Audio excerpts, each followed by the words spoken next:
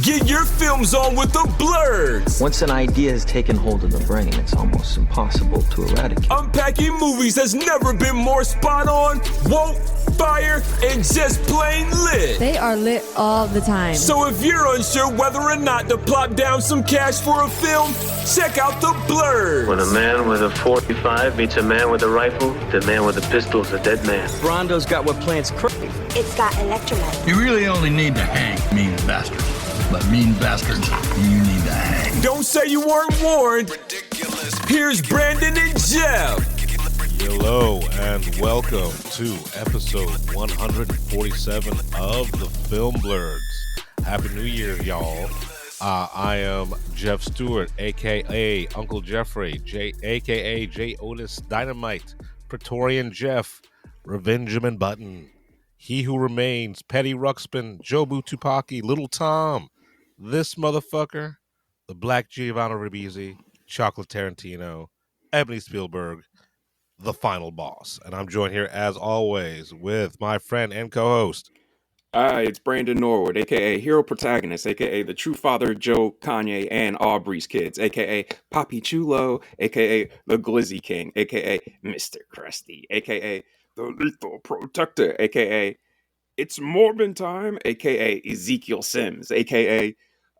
Craven the Hunter, a.k.a. my biggest pet peeve is sports because I don't like seeing grown men sweat on each other, a.k.a. I want a Subaru Outback with mad strippers in the back giving shake-ups, a.k.a. Rough McGruff, a.k.a. D's Nuts, and a.k.a. B-Wood the Magnificent. We are in the midst of award season.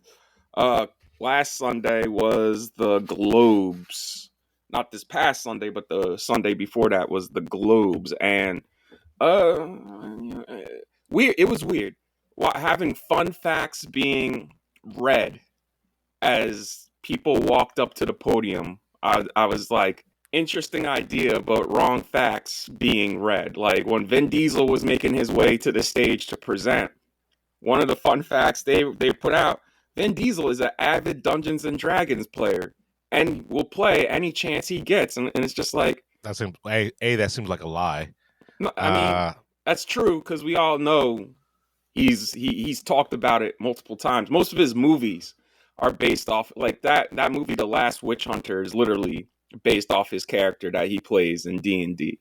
Oh, wow. That's it. Well, fun fact. I didn't watch the Golden Globes. I don't like. I'm barely interested in the Oscars.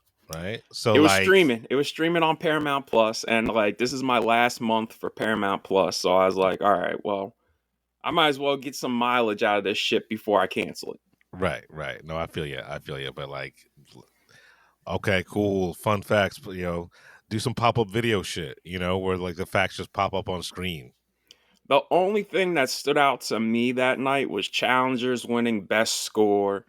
And when Vin got to the podium, he straight up looked at The Rock and was like, hey, Dwayne. And everybody started laughing. And it cuts to Dwayne, and he had a smile that quickly faded from his face. I was like, oh, man, Vin Diesel's more of a stand-up guy than The Rock. All right. I can't wait for those two to fuck. They're gonna like when they finally make up and have that makeup sex. It's gonna be epic.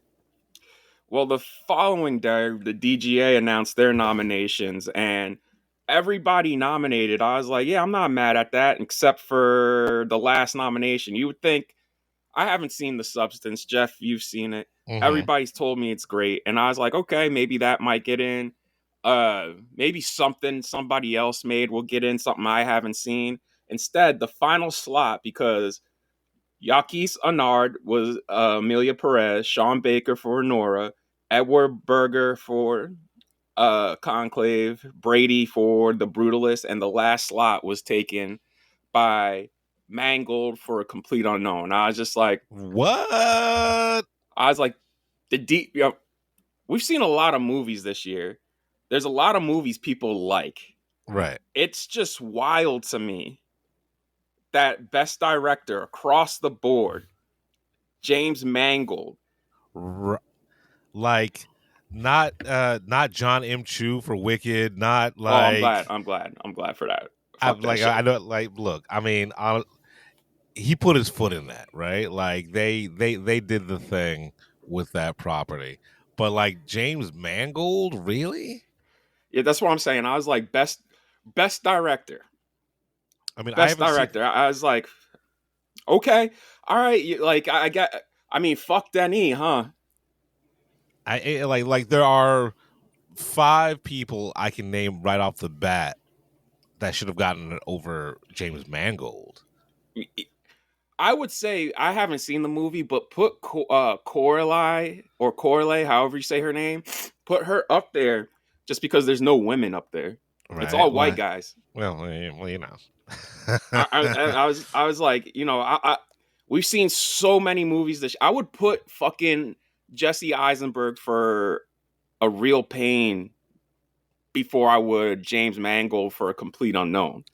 Right. Like, full disclosure, I haven't seen A Complete Unknown, but like no one I've talked to is like, oh yeah, that's a fucking good movie. Like they've been like, it's fine. It's a fine biopic. The people who love it are Bob Dylan fans, and even they were just like, look, I get why people don't like it because like the movie's literally the title. It doesn't glean any insight into Bob as a person or gives you any insight to his songwriting process. Like the movie literally rests on the songs and the performances. Right. So yeah. All right, James Mangold. It's fine. I mean, the award seasons this year has been fucking wacky because everybody's just been giving out these awards like hot potatoes. Like, oh, I liked it, you get an award, and I'm just like, all right, but I mean, you don't see me out here giving fucking you don't see me out here giving fucking what's a movie I like? Let me take for instance. Let me think of something. A movie that I like, but I was just like, oh, I would never give that. Yeah, you want to see me giving The Fall Guy like Best Picture or Best Director. Right. I mean, all right. It wouldn't even honestly get Best Action Sequence, even if you got like Nebulous. Like it's a fun movie. Like, it's an enjoyable movie. Give it like, Best Stunts, but other than that, like, yo, like we might as well just be giving out awards just willy nilly to anything. I mean we're almost there. We're almost there. Jesus Christ. The only thing that I saw this week that I liked was this morning, the BAFTAs, which is the British version of the Oscars, announced their nominations, and Best Director, I was like, oh, this is a much better lineup. You got Sean Baker for Anora, Brady for The Brutalist, Edward for Conclave, Yaquis for Amelia Perez, Coralie for The Substance, and Denis for Dune Part 2. So I was like, oh, that's a much better list of directors than the actual guild that celebrates directors. Like across the board, I'm looking at all these and I'm like, these are all great nominees. I'm trying to find Best Picture, but like even Best Actor and Best Actress, I'm like, yeah, that's all. Sense. Yeah, that's all on the up and up. Like I have no beef. Like I hope the BAFTAs is what is the shape to come for a lot of these movies. But go ahead and I'm trying to find Best Picture because Hollywood Reporter has them all up except for Best Picture, which don't make no fucking sense. I mean, but like Wicked got shut out of Best Film at the BAFTAs, and I'm just like, well, I mean, I get it. Like, I get it. I mean, it won where it counts for Hollywood with the money. So it's already been awarded Best Film too many times already. Good, like I enjoyed it, but not no fucking in a year where we had some fucking amazing films. All right, here we go. Best Film: Anora, The Brutalist, A Complete Unknown, Conclave, and Amelia Perez. All right, no Dune. Everybody's riding hard for A Complete Unknown. I don't get it. I would rather have Wicked in there than A Complete Unknown. Like, I don't get why A Complete Unknown is getting so much fucking burn. Yeah, I don't either. I really don't. A Bob Dylan historian even said, he's like, I'm surprised people are connecting with this just because uh the time period that the movie covers. He's like, this is the most uneventful time period in Dylan's life. Like, he just became famous and made music. There's really nothing more to his life at this point in time. Right. Do they even mention any of his like social justice or anything like that stuff Briefly, here? briefly, Yeah. So it seems briefly. fucking boring. Like another tortured artist struggles, then becomes famous. Yeah, we've seen that. Some weird choices, because at the beginning there's a 2-minute shot of Bob watching a black janitor mop in the hospital. That's And in the I thought it movie. was like, I thought he was doing some experimental David Lynch shit. I'm like, oh, okay. I guess the whole movie's gonna have stuff like this, and no, it was just that one part at the beginning of the movie. All right. Yeah. Sure. So yeah. Like yeah. You're. It's nothing anyone has ever told me about this movie is like, yeah, I cannot wait to sit down and put this in my head. Yeah. A complete unknown, man. All right. Well, at One, two, like, 3, 4, 5. All right. Well, you know what? I know a lot of people been complaining about the Oscars made a mistake of caving to people who love The Dark Knight and expanding it to 10. But honestly, I'm glad they expanded it to 10, because if this was the 5 Oscar nominees, I'd be pissed. And don't get me right. wrong, I love Honora. I love Conclave. Really enjoy Amelia Perez. And I think The Brutalist is half a masterpiece, which I'll get into in what have you watched lately. But damn, Mm. bro, A Complete Unknown. All right. All right. All right. I was just like, yo, everybody loved Dune Part 1. Part 2 is much better, and everybody's like, fuck it. Like, fuck this shit. I don't get it. I really don't get it. All right. Yeah. All right. Like All right. nothing. All right. Well, I just saw some more news. I guess the Avatar trailer is going to drop before the month's out. Okay. I mean, when's the movie? The movie's coming out this year, right?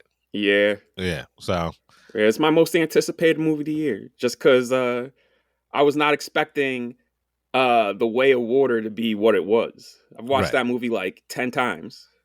Shit, I might Right. well go watch it again once it gets closer to part 3. I mean, you know, they're probably going to re-release everything in IMAX 3D before 3 drops. Oh, So I'll go see it again, because they yeah. did that for the first Avatar. They remastered it in 4K, and again, I say this again, James Cameron needed to wait 10 years till the technology was fully there. Because the leaps and bounds in this, when it came out, and then this new updated 4K remaster, I was like, oh, it's like watching a completely different movie. Yeah, that's all I got for news. All right, Jeff, what have you watched lately? What are you watching? All right. So since we took a couple of weeks off for the holiday season, I got a whole bunch, but I'm not going to go through them all today because we're not trying to inundate you with a 5-hour show straight off the bat. So, but there are some things that I do want to mention.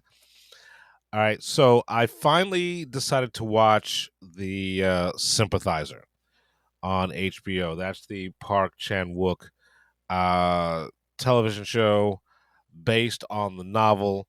It's about a communist double agent who is working for the CIA, but he's an agent for the communism during the last few months of Vietnam, and he continues his spying throughout his time in America. It's a really, really interesting show, right? It's fascinating. It's half hilarious, right? The fact it's real weird, Like it's extremely weird and visually arresting. It uses a lot of time jumps. It uses a lot of like rewinds and fast forwards and stuff like that. So it's a show you really have to pay attention to, especially since half the shit is in Vietnamese with subtitles, right? Like this is not a casual watch. Uh, and before I started watching this, like I was always apprehensive about seeing this because I was on the fence about Robert Downey Jr. playing 5 different characters, right? But honestly, it works here because they only really share screen time maybe once or twice throughout the run of the show, right? The rest of it, Robert Downey Jr. is just playing the white man, right? Different versions of the white man, like the white academic, the white CIA handler, the white politician, right? And I thought that was a really, really inventive and interesting choice that Robert Downey Jr. throughout this whole entire thing represents the establishment, right? And in all of its different forms, even plays like a priest. It's got the acting is superb throughout. I got really nothing to say besides the fact that if you're looking for like a really good, interesting, involved show, then definitely go watch The Sympathizer. But it's like I said, this is not a casual watch, right? Like you can't check your phone watching this because, like I said, half the shit's in Vietnamese, so you're gonna keep on having to rewind to actually know what these motherfuckers are saying. Well, I'm glad you finished it because I had to watch the first episode 3 times because I was like, oh yeah, I'll come back to it. And then I finally got to like episode 3 and I was like, oh yeah, I'll come back to it. Just Yeah, I can see that. I can see if you do not watch it all in one clip, like you'll keep having to come back to it over and over and over again. I get that 100%. But like I had the flu, so I couldn't move. So I was like, "Fuck it, this is what I'm watching." Right. So moving on from that, on Peacock, there is a show called Laid. oh yeah, I was gonna talk about this too. Did you finish the entire thing? Yeah, I finished the whole entire thing, and like like when I was watching it, it felt real familiar, right? And come to find out that I've already seen the Australian version, right? I saw the Australian version like fucking 15 years ago when I was really into that like Aussie cinema kick and shit like that, Aussie TV. Um, so the thing about this new Late is it actually justifies a remake, right? A lot of these American remakes to the show is like, all right, the British show or the foreign show is always much better, or it's like exactly the same. Why remake it? The great thing about this is there's enough nuance and enough change and enough character like shifts that it beyond the main premise, it's a different show, which I found interesting and enjoyable. But yeah, it's funny, it's weird. I like the fact that the main character is an asshole, right? Yeah, like the first 3-4 episodes, I was like, this is not my thing. And I got to the end of it, and I'm still not too big on it. Like, No, if it gets a second season, God bless. But like, I watched the entire first season. I'm like, eh. yeah, no, I get it. Like, but like the main character she's not a pleasant woman, right? No, Like, no. she is a straight up asshole. But the fact that they lean into that and she realizes that she's an asshole, there's that character growth, which did it for me, right? Because Well, let me ask you a question. Do you Mhm. think Stephanie Sue was miscast? Because I definitely think she was miscast. I liked her performance. I thought she was great. Like the acting is the one thing I can't complain about with this. Yeah, Yeah, look, I I'm mean, like, glad you liked it. I'm yeah, glad you liked it. I fucking did not. yeah, that's fine. That's fine. Like, if it got a second season, good. I'd like to see how they continue it, based on that last episode. But if it never got a second season, I'd also be fine with it. Right? I want, my thing is with Peacock is when's Law and Order coming back? Number one, and number two, when the fuck is Poker Face season 2 gonna fucking start coming out? Right? Because Jesus Christ, it's been 2 years now. Has it been 2 years for Poker Face? And this is what I'm fucking talking about. Yo, these TV shows should not be taking 2-3 fucking years. Like, the only shows that I'm like, oh yeah, they definitely need a 2-3 year break. It was Westworld. Right. And then when The Sopranos did it, I'm like, yeah, I get it. Because even Game of Thrones was dropping a season every fucking year. Right. I mean, I will give Poker Face a little leeway just because, the strikes and all that shit. Right? Right. Okay. All right. I forgot about that shit. Yeah. Okay. But we haven't heard any news about it. That's the thing. Like, all I know is the last thing I saw was back in November. They said they finished. Oh, they finished? All right, cool. All right, so hopefully before the end of the year, we get a Poker Face. I wish Bubkiss got a second season. I fucking Well, you need to talk to Pete Davidson. That was a Pete Davidson decision. Yeah, I know. And like I gotta respect that. Right? But like Bubkiss was a great show. And I respect the fact that Pete Davidson was like, look, it's a little too personal, a little too close, and I'm still on my journey. And I get it, because he did that Hulu movie. He did the Judd Apatow movie. I'm pretty sure he's sick of playing a version of himself. Right. And also he's like playing a version of himself while he's still dealing with all this bullshit, with all his like addictions and stuff like that. Like, I can see it mad triggering. Yeah. So, but okay. All right. Moving on from that, on TV, The Bookie season 2. Right? I was meaning to talk about this before we left. I like this show despite myself, right? I'm not a big Chuck Lorre fan, right? Like, I hated The Big Bang Theory. I think it's one of the worst things out there. It's a fucking war crime, but it is whatever. It's Didn't he do 2.5 Men as well? Yeah, did 2.5 Men as well. I've never found Charlie Sheen funny. Yeah, no. Even in Money Talks, a movie that is not that good, I was just like, yeah, he's not funny. That movie kind of rests completely on Chris Rock's shoulders. Was it Chris Rock or was it? It was Chris Tucker. Chris Tucker. One of the Chris's. Look. Rush Hour, a trilogy I revisited. Right. Shares the load because Jackie Chan's there. So it's a two-hander. Like, Chris does the funny shit, Jackie Chan does the action shit. First movie, aged terribly.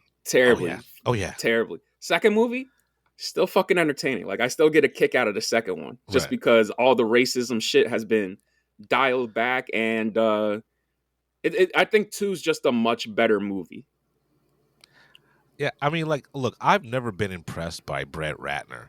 Brett Ratner makes entertaining enough films, right? Rush Hour 2, it's bad when your best movie is Rush Hour 2. I mean, yeah, like, even that.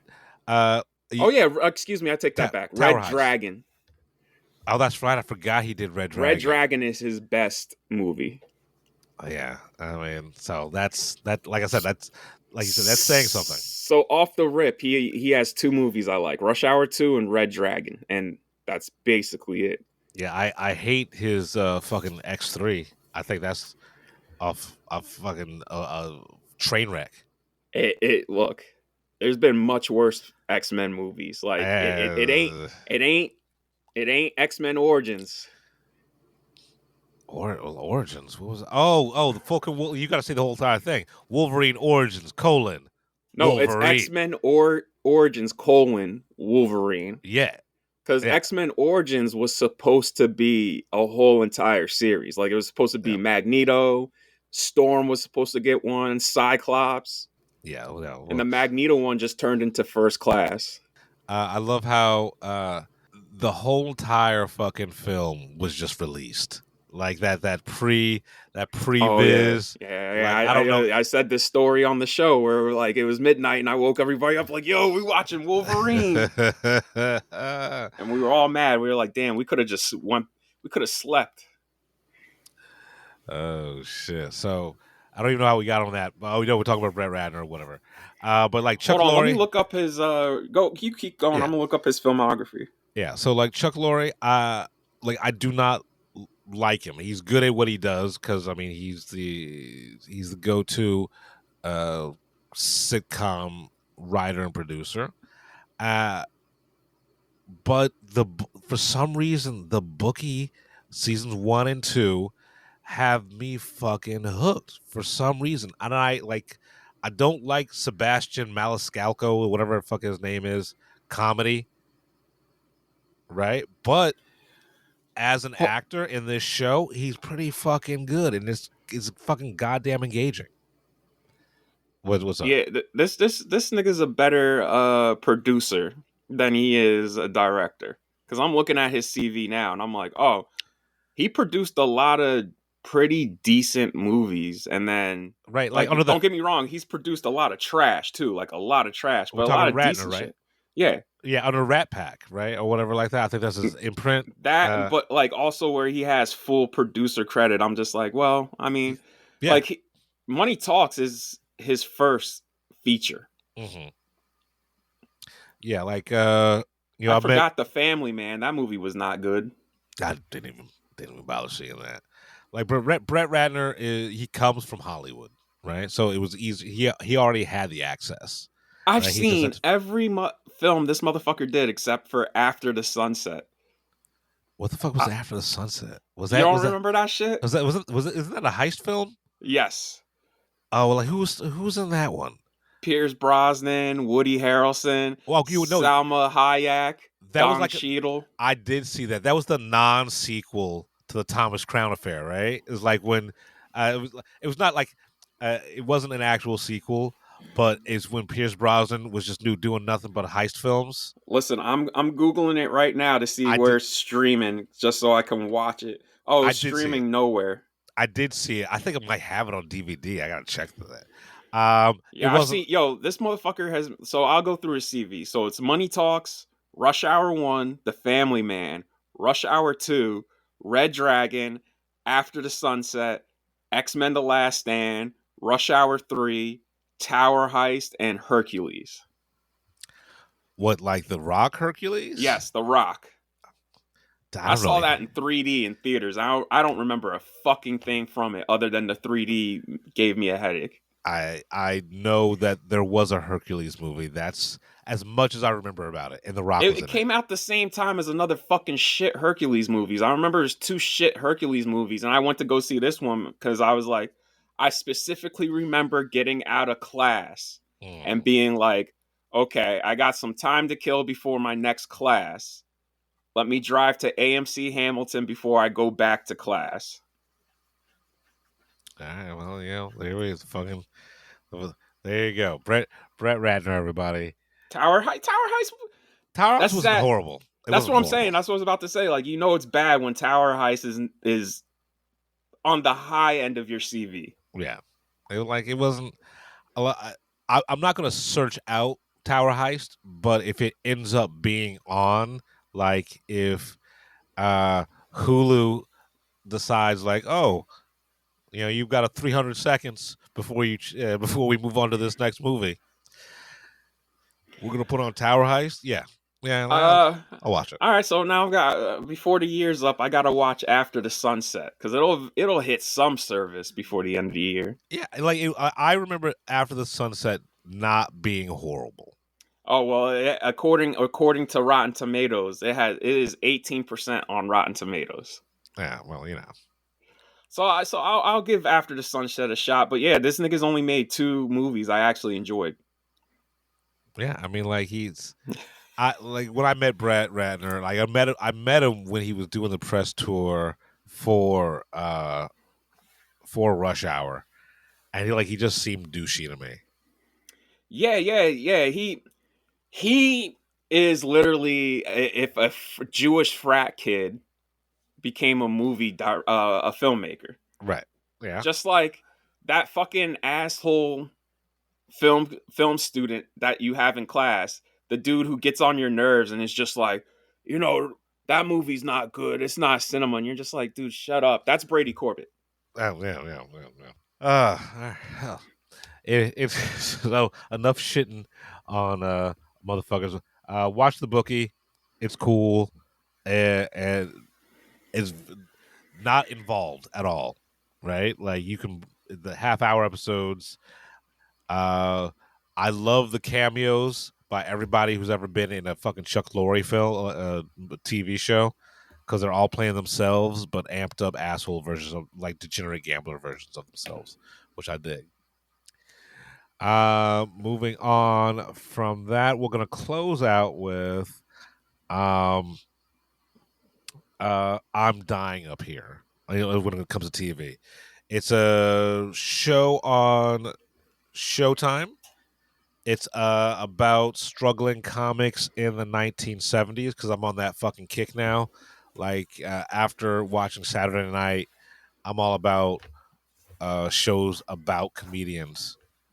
So like I gotta get into like the marvelous Miss Maisel soon. I'm Dying Up Here. It's pretty cool. You know, it's fucking hilarious. It's a bunch of comics in the show that you know but aren't big time, right? So it still feels like you're discovering people, right? Like that these people would not are they're not famous in their real careers and they're not famous in this show, right? But they're right on the cusp. Yeah, so I really can't say much. I'm only like 2 or 3 episodes into I'm Dying Up Here, but so far I fucking dig it, you know. And it also features Sebastian Stan, who is the hardest working man in show business, right? And I'm not going to give away anything by saying Sebastian Stan's in it, but like the first episode sets it up. But yeah, it's fine. It's cool. And that's it. That's it. Like I was going to talk about that movie. Oh, actually, I should talk about this one movie since we're doing a Wolfman as our main review. Werewolves. Oh, the Frank Grillo joint. How is it? Absolute fucking dog shit. Yeah, man, it's wild how many people love Frank Grillo's movies. And I don't think Frank Grillo is a bad actor. Right. He just makes a lot of fucking dog shit. And people are like, oh, no, those movies are good. And I'm like, okay, all right. But then you shit on the same people who do that shit on Marvel movies. I'm like, bro, there's barely a difference. Right. Like this is the werewolves are laughable.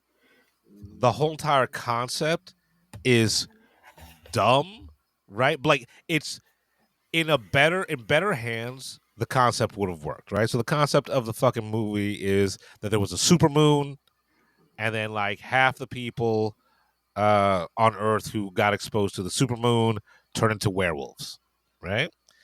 And after the first supermoon where all the shit happens, it's the aftermath. They're trying to find a cure and shit like that. If you know motherfuckers are turning into werewolves when there's a supermoon, you would think that everybody would be more well prepared. Nope. Like bitches just put up fucking fucking plywood, nails and shit like that and stay real quiet. It was like that doesn't seem like much of a plan. Like even the government is like, ooh, If they know werewolves exist and this is like a worldwide thing, people know werewolves are a thing. Why isn't this shit like The Purge? You know how like when it comes to The Purge night, everybody's like, all right, we got all this high-tech security, we got guns, and we're gonna hunker down for the night.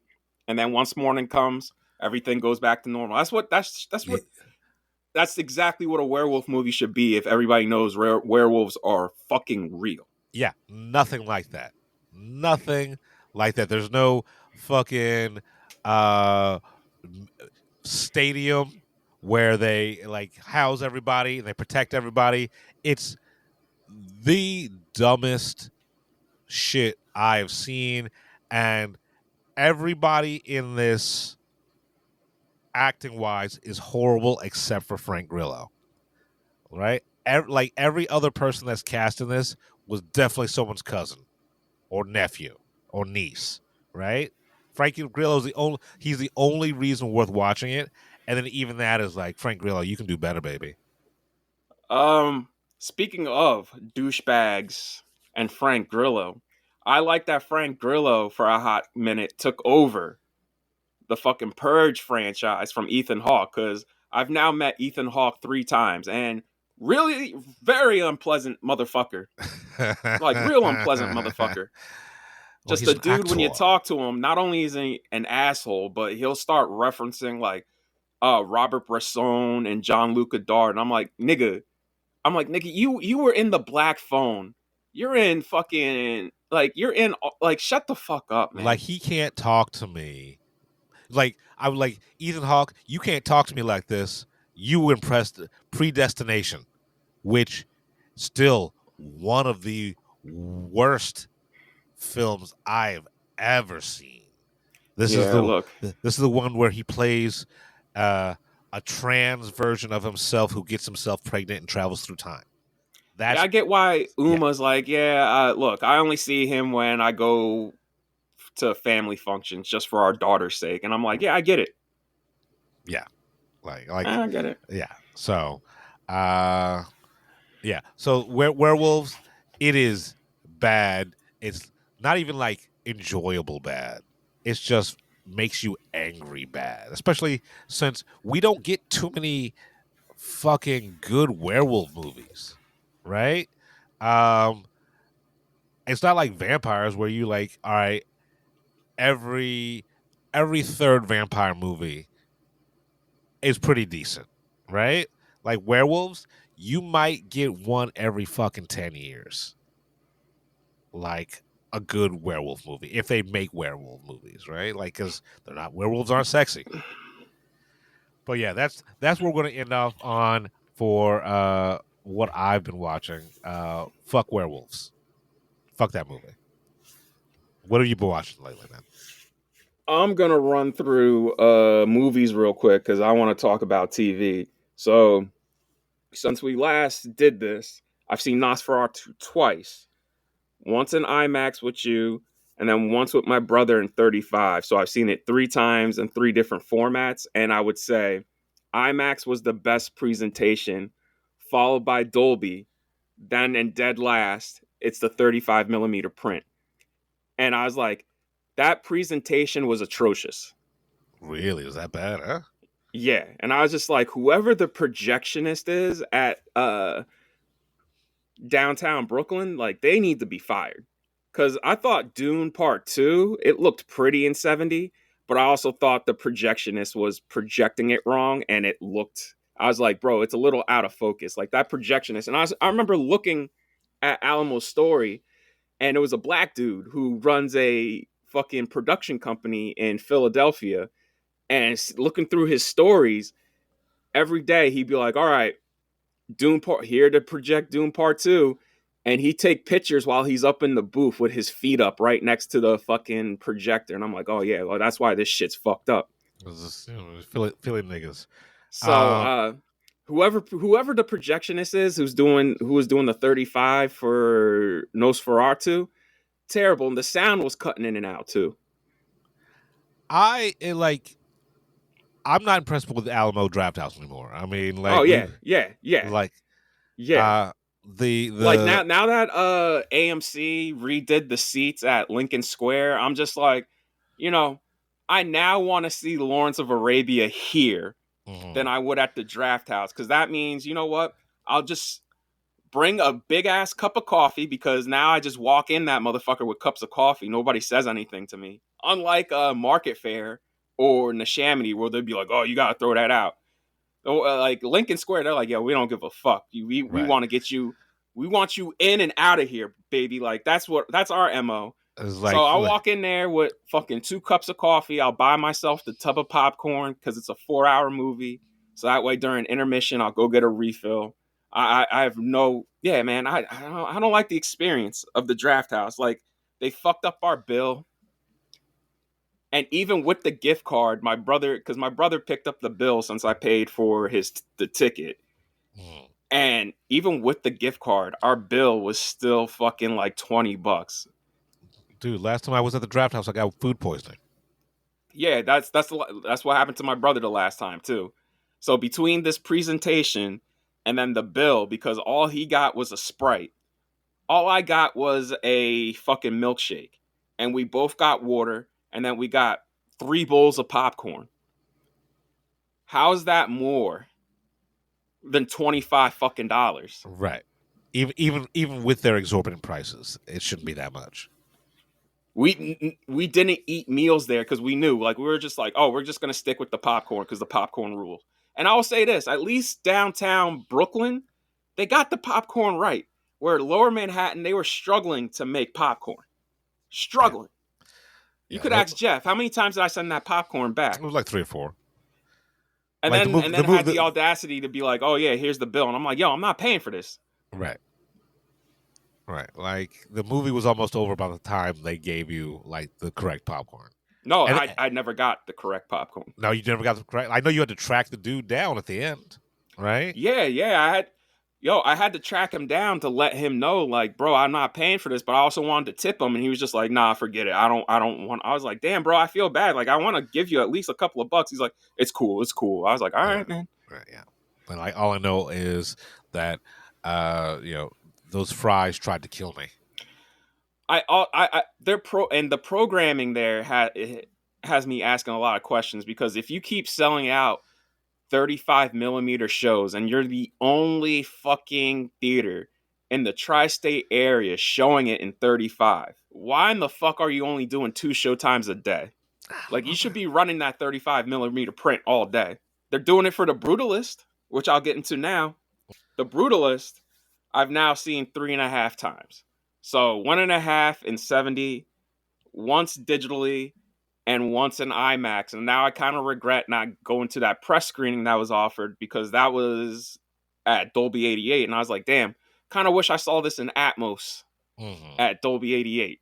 If you're when you go see The Brutalist, if it's playing near you, definitely see it in 70 millimeter, because that 70 millimeter presentation is one of the best film presentations I've ever seen. Like, the masking is right at like everybody in the tri-state area. I want to let you know, AMC Lincoln Square has proper masking.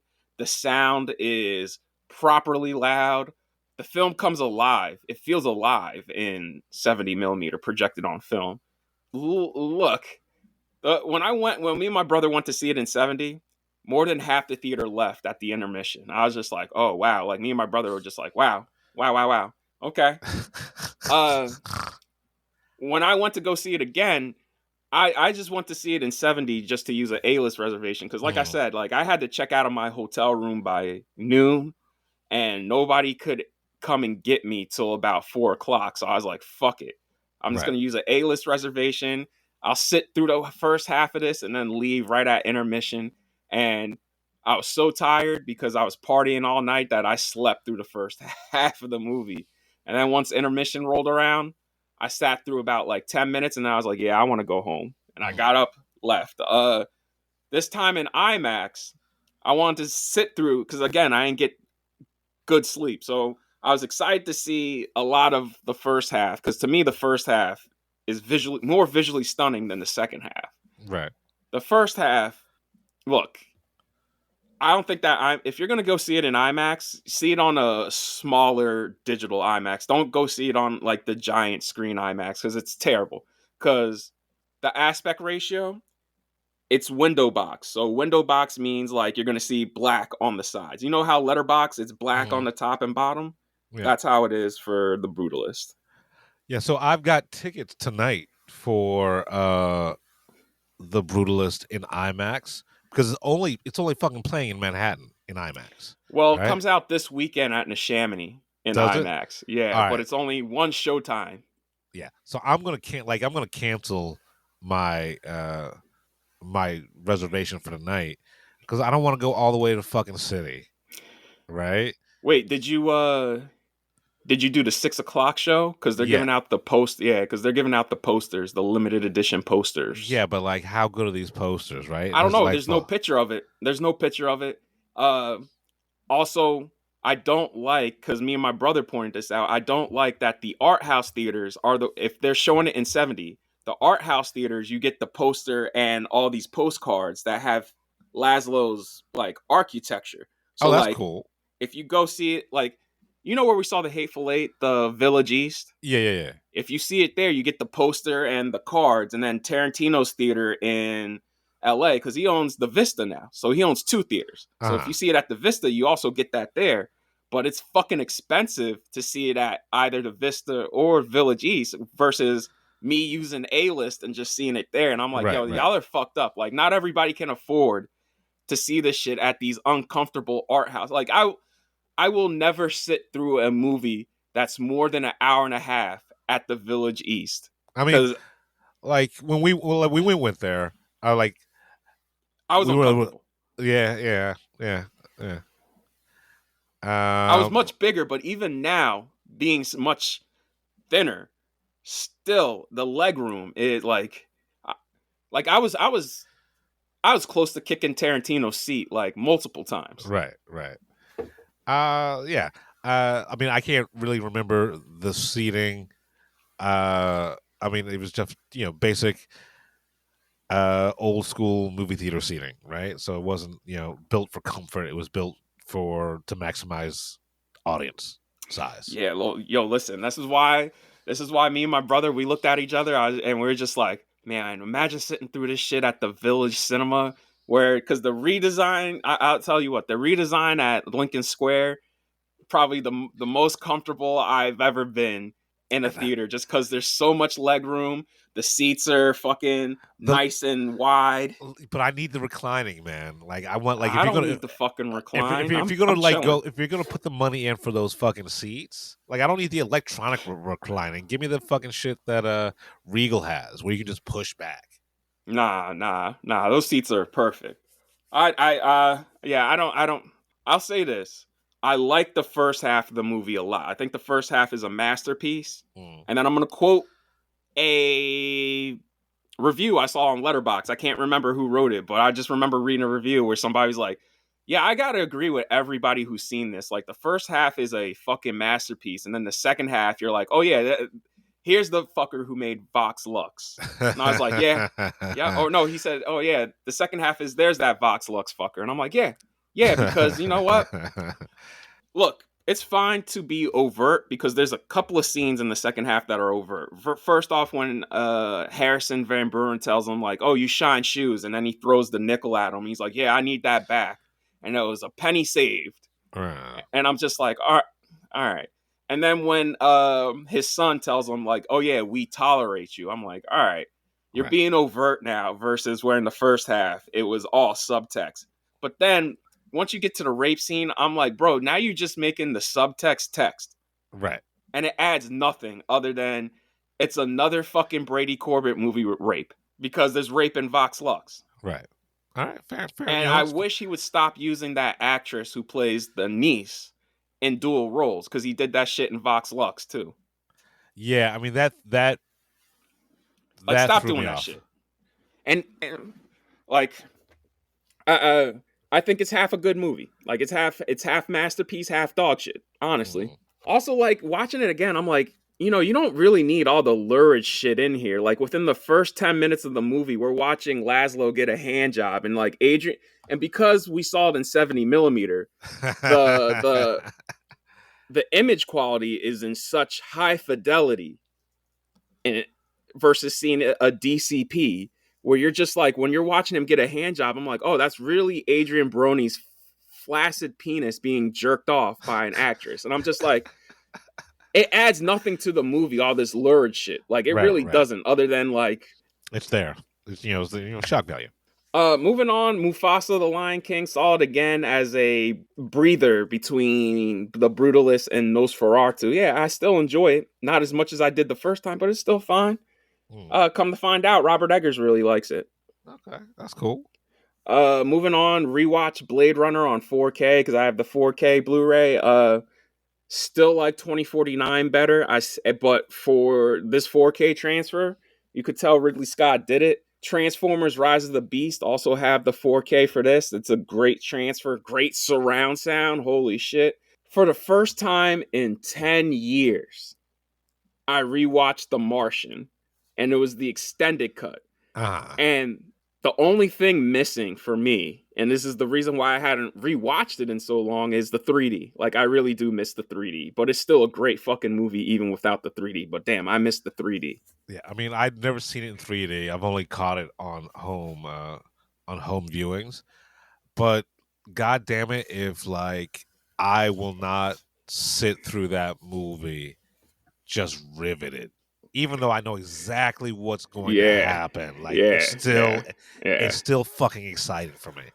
I can't tell you what's in the extended cut that wasn't in the theatrical cut because I hadn't seen it in 10 years, and it's only 10 or 15 minutes they added back in, so nothing too significant.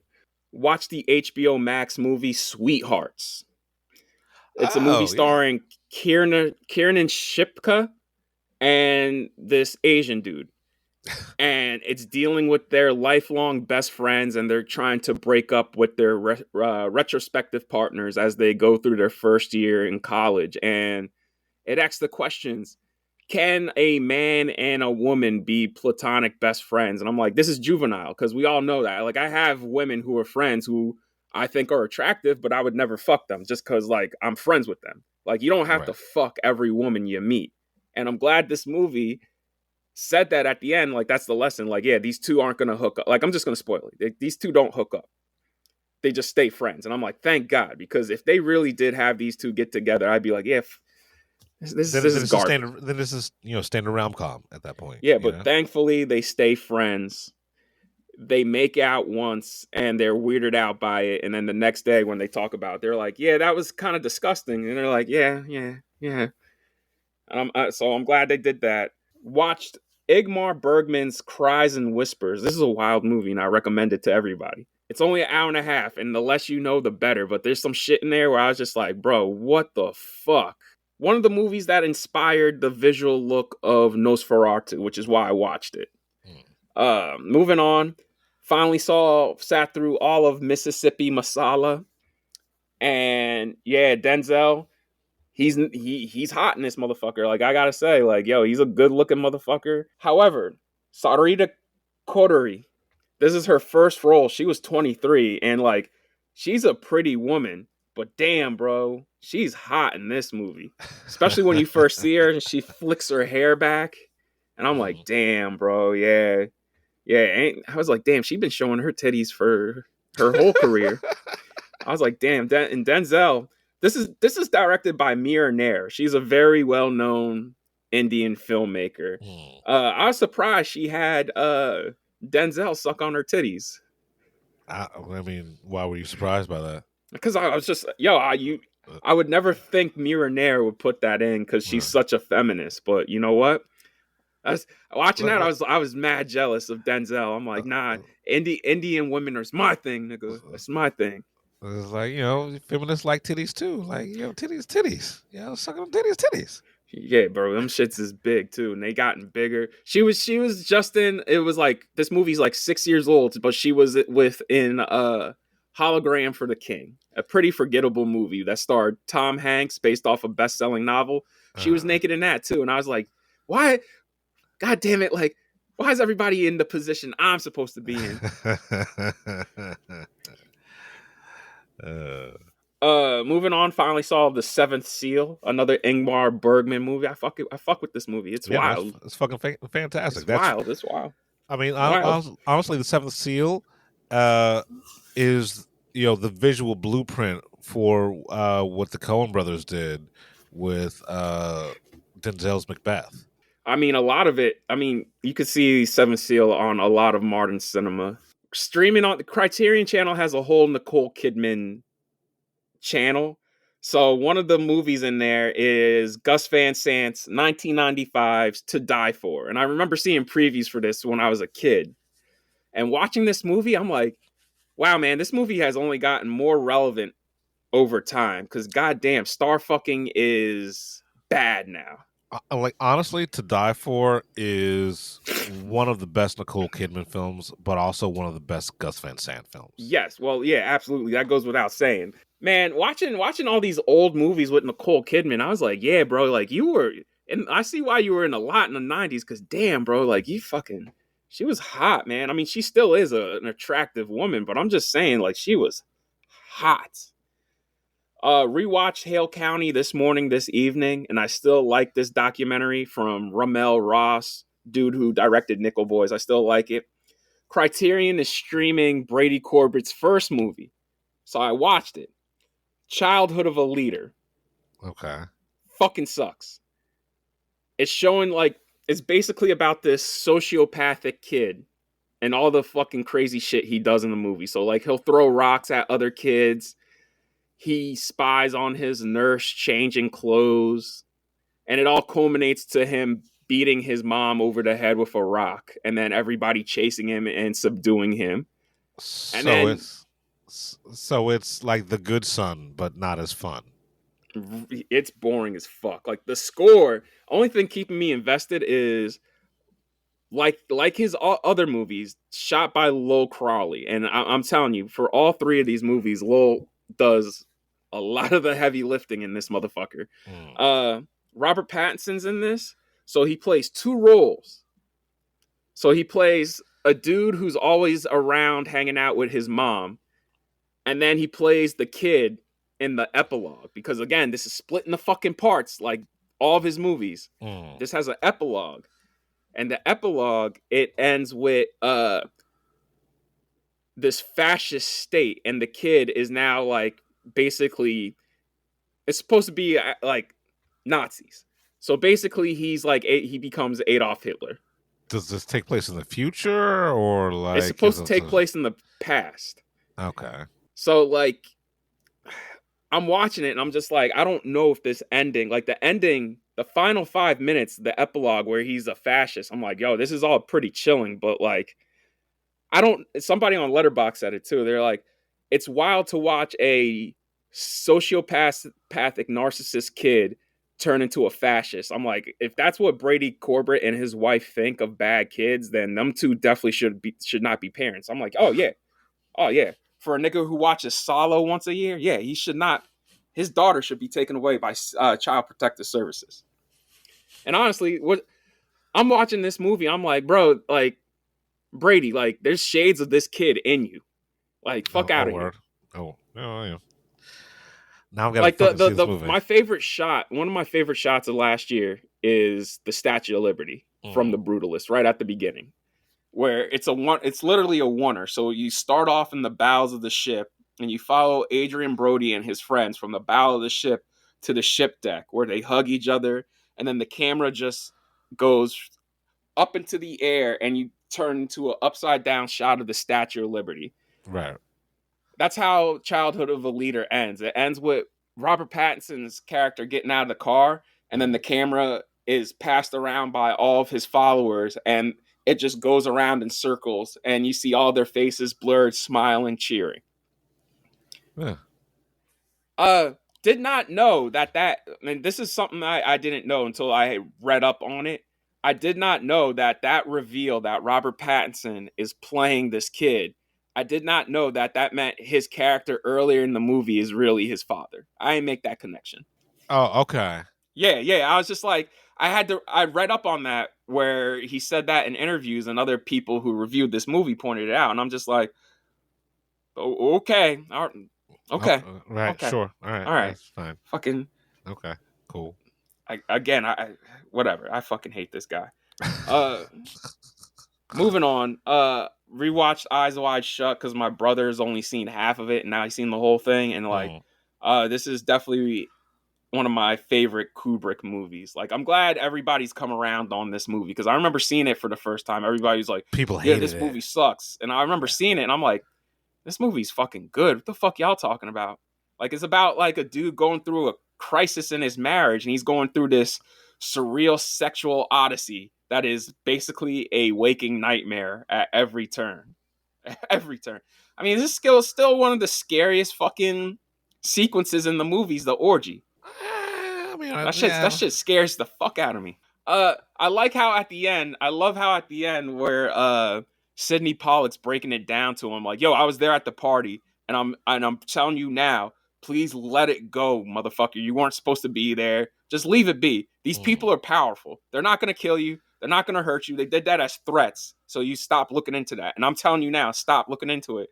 And I love how he just goes, "How'd you guys find me out?" And he's like, "Bitch, you left the fucking taxi sitting right outside the gate." And me and my brother thought that too. Like, wouldn't you tell the dude to pull up down the street? And he's like, "Everybody took limos or private cars there, and you pulled up in a taxi and then left the rental for the costume in your coat pocket." You weren't I'm like, "Yeah, nigga. You weren't trying too hard. Nah. And also, no offense, if a woman in a mask comes up to me and it's just like, "Yeah, bitch, you shouldn't be here and you're in great danger. You should probably leave." You know what I'm going to do? I'm going to turn the fuck around and walk right the fuck out. Because the first thing he sees when he walks into that motherfucker is the ritual where they're blessing the women who are going to be fucked in the orgy. And I'm just like, after I see that shit, I'm like, you know what? I'm good. Or especially when the two people in the mask up top look directly at him and the camera just does that Kubrick zoom in on those two people as they slowly turn and look at him in the creepiest way possible. I'd be like, yeah, my black ass is out of here, bro. I don't give a fuck. Like, listen, I love sex as much as the next person, but not this much. Not for some cult shit. Some rich cult shit. Yeah, so love it. Eyes wide shut. Moving on. Saw 7 in IMAX, and David Fincher really did a great transfer for this movie. Sold out. Everybody was locked the fuck in.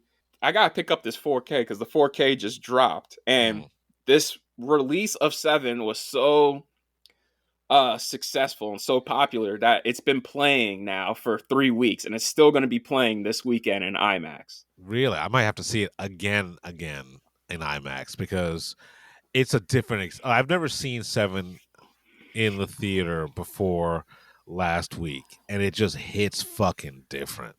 It's like you realize it was shot fucking superbly when you watch it on TV, but like seeing it in IMAX is like, goddamn, this is a piece of art, a fucking grungy, dirty, fucking piece of art. The one thing about this rewatch I will say is, I liked both characters. I was in high school when I first saw this movie, and I remember really like fucking with like every character in this movie. Rewatching this, I was just like, oh no, Brad Pitt's a fucking douchebag. Yeah, no, he's an asshole.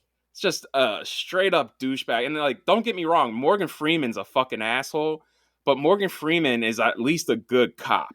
Like, he does the work. This motherfucker's just like, I'm bored. Let's go kick it in. And Morgan Freeman's like, yo, the answers are right here. Let's just do the investigation. He's just like, oh. And I'm like, nigga, why are you a detective? Like, why don't you go be a SWAT? Like, you are more suited to be a SWAT guy, just kicking in doors and taking niggas down. And like, Morgan Freeman's an asshole, but like, why he's an asshole, right? He explains like this whole entire fucking job has broken him down. Yeah, and the city itself. Like, he's like, the city's disgusting.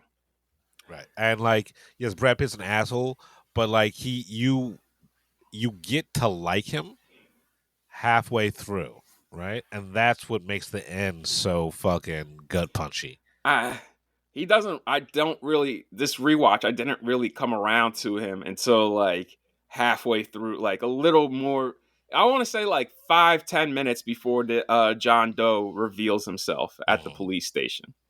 Because even when they break into his apartment, I'm like, God damn, nigga, like, fuck you, bro. Like, Morgan Freeman's right there. Like he's right. He's like, get a fucking warrant, man. Right. Fuck you. And they wouldn't even have found that place if it wasn't for Morgan Freeman in the first place. Because again, Brad Pitt's a shit fucking cop. Moving on. Den of Thieves. Rewatched it, and if you want to hear my thoughts on it, you listen to the previous episode. First new movie I saw in the theater was called The Damned, and this shit is boring as fuck. You've seen it before. There's nothing much to talk about here. For an hour and a half, it felt like fucking forever. What's it about? I just wanted the shit to be done. Was it vampires? Was it just fucking possession? What is it? Specters. Okay, that's cool. Isolated fishing village in the mid-centuries being haunted by specters. Gotcha. Den of Thieves 2, listen to our previous episode. Rewatch Copland. And rewatching Copland, I remember really liking this movie. I'm like, damn, this was a noir and a western rolled into one. So I was like, damn, James Mangold's been really making westerns his whole career. But on a rewatch, I'm like, yeah, this movie's okay. I was like, yeah, I'm not. It's fine. Like I still fuck with it. I still fuck with it hard. It's messy. That's the thing. Like there's too many stories going on. It's fine. Moving on. Secret in Their Eyes, because I'm in a mood for thriller. I'm in thriller mode. I was like, Kate, how can you go wrong with Chiwetel Ejiofor, Nicole Kidman, and Julia Roberts? And this movie fucking sucks. This movie fucking just all around sucks. I found out this was a remake of a Spanish language movie, and they say that movie's a masterpiece, and it should have never been remade. And that's why I'm going to say this now. Not every foreign film needs a big splashy Hollywood remake. Like, leave The Raid alone. Leave Parasite alone. Especially Parasite. Leave that shit alone. Like, the shit won best. It's the only movie in Oscar history that won Best Picture that's in foreign language. Like, leave that shit alone. All right? Enough people have seen it. Enough people love it. Peacemaker.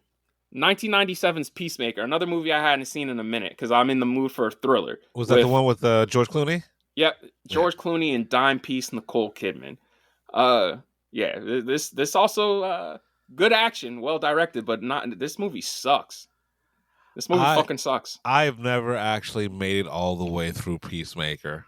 Yeah, because it sucks. Like, George Clooney's character, he would have been fucking bounced on his ass because Nicole Kidman is his superior. And the way he talks to her and the way he treats her, the generals in the room would be like, oh, if you're not going to show her respect, then you could pack your shit and you could get the fuck out of here.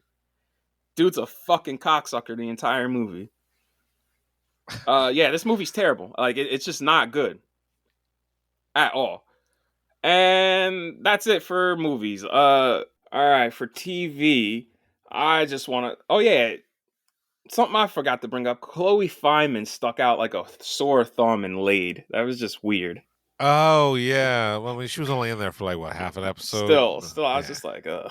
All right, like, look, I think she's one of the better performers and one of the funniest performers on SNL. But damn, like, now she's getting casted in like fucking everything. Or I'm just like, just leave the show. At that point, just leave the show. I mean, it's a safety net, man. Like, it's I get it. She's not getting enough work where she can support herself just off of her TV, like her cameo roles or whatever like that. So I get it. I mean, Pete Davidson just came out and said, like, yeah, every cast member, doesn't matter how famous you are, every cast member makes $3,000 an episode. Okay. I mean, and that seems light to me, but okay, that seems very cheap. Especially since everybody's called that show the Meat Grinder. Right. Because Andy Samberg just recently came out and he's like, yeah, that show, I'm with Bill Hader, where I left because it was taking a toll on me physically and mentally. And he's like, the week always starts on Sunday. So we party till fucking 5-6 in the morning on Sunday, sleep for about 6 hours. Then we got to come up and meet the host.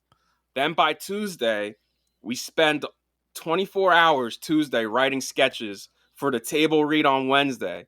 Then on Thursday, Lauren comes up to us and is like, all right, I need a Lonely Island sketch. Then we got to go on Friday, film the Lonely Island sketch. And right after we're done doing that, got to go back, not only edit that shit and have it ready, but also still work on the sketches for the show for Saturday. He's just like, I couldn't take it. He's like, imagine doing that for 7 years of your life with no sleep. And Bill Hader was like, yo, I have extreme anxiety, extreme, to the point where I brought it up to Lauren, and Lauren just told me to have fun and shake it off. Do some coke about it. And I was like, okay, I see why people are just like, yeah, I'm out of here. Because when they asked why Leslie Jones left, she's like, it was too hard. She's like, the show's too hard. I just couldn't take it anymore. I was like, damn, I see why people are just out of there.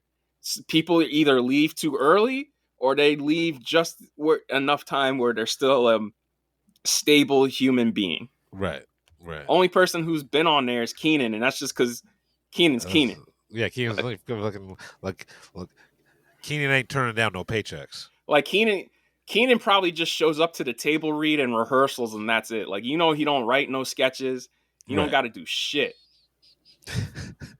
That's why he's been on there for so long. Anyway, yeah, I just wanted to point that out. What If season 3? Now that it's done, I really enjoyed it. I really enjoyed the season. I think it's my favorite season out of all 3. Watching this season, this show should be running for like another 7 years because the possibilities are endless. And the fact that they canceled this shit, Disney Plus seems like a giant joke.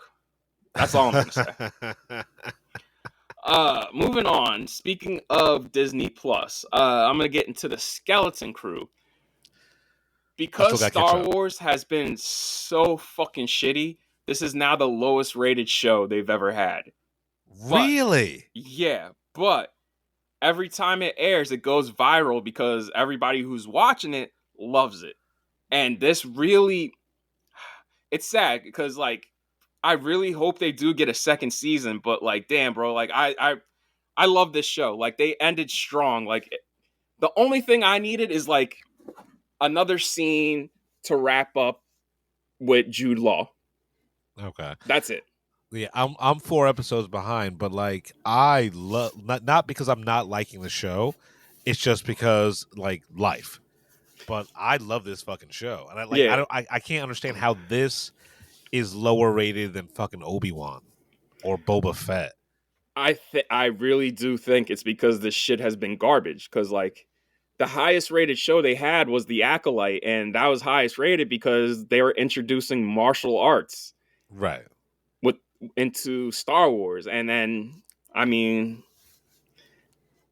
look, when you have projects, when the last movie you put out is probably one of the worst movies I've ever seen, and then since then everything's been pretty fucking mid, except for Andor and the first season of Mandalorian. Yeah, man, I'm pretty sure people are gonna turn and be like, yeah, fuck this shit. Right.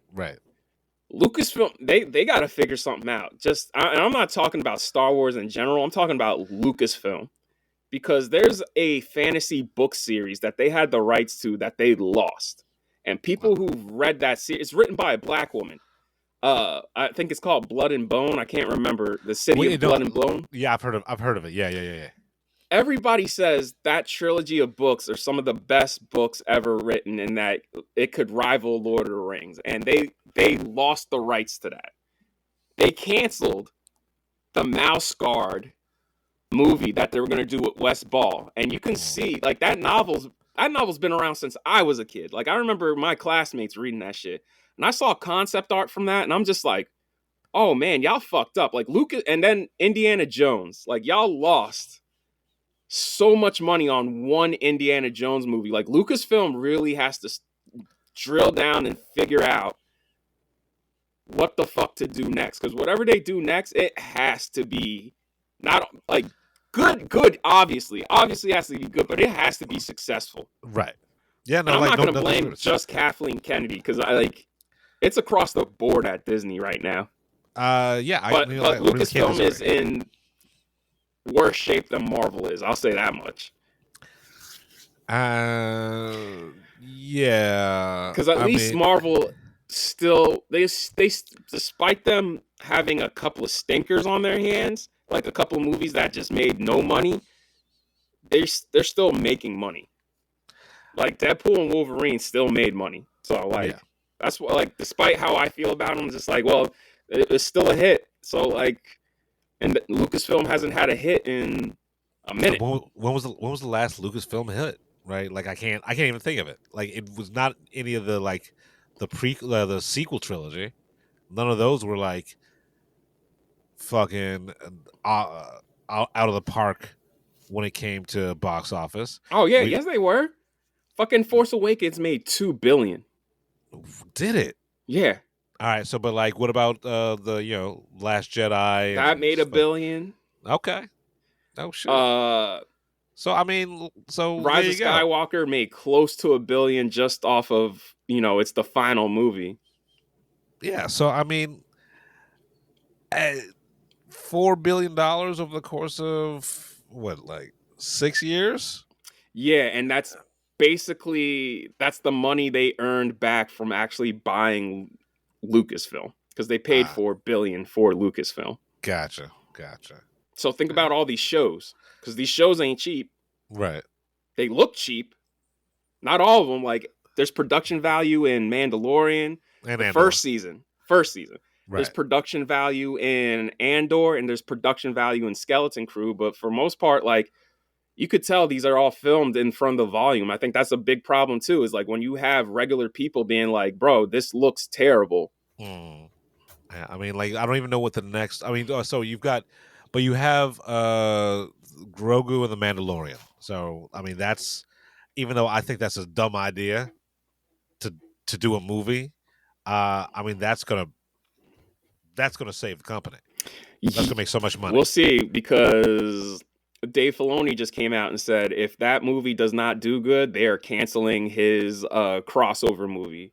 I was like, oh, so the movie that's going to give us, the pin in all these stories that you've been telling for the past 6 years is going to be canceled if this one doesn't do good.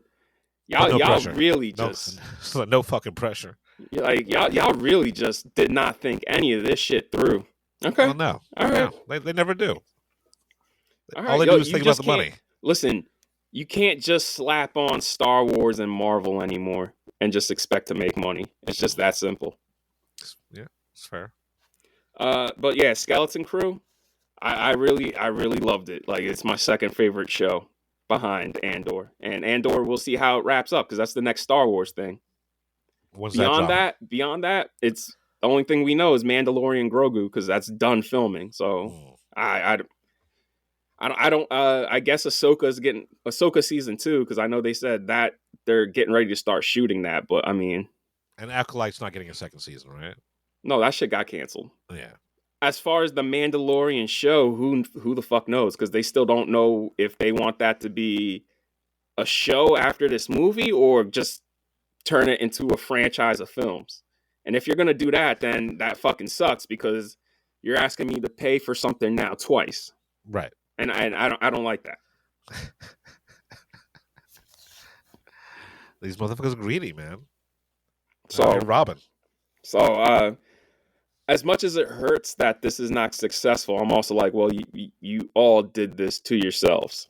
Moving on, and the final thing I'm going to talk about, I'm afraid that everything's just going to disappear into the ether, especially off of HBO Max. So I decided to finally stop and hunker down and watch 6 Feet Under. Yeah, what do you think?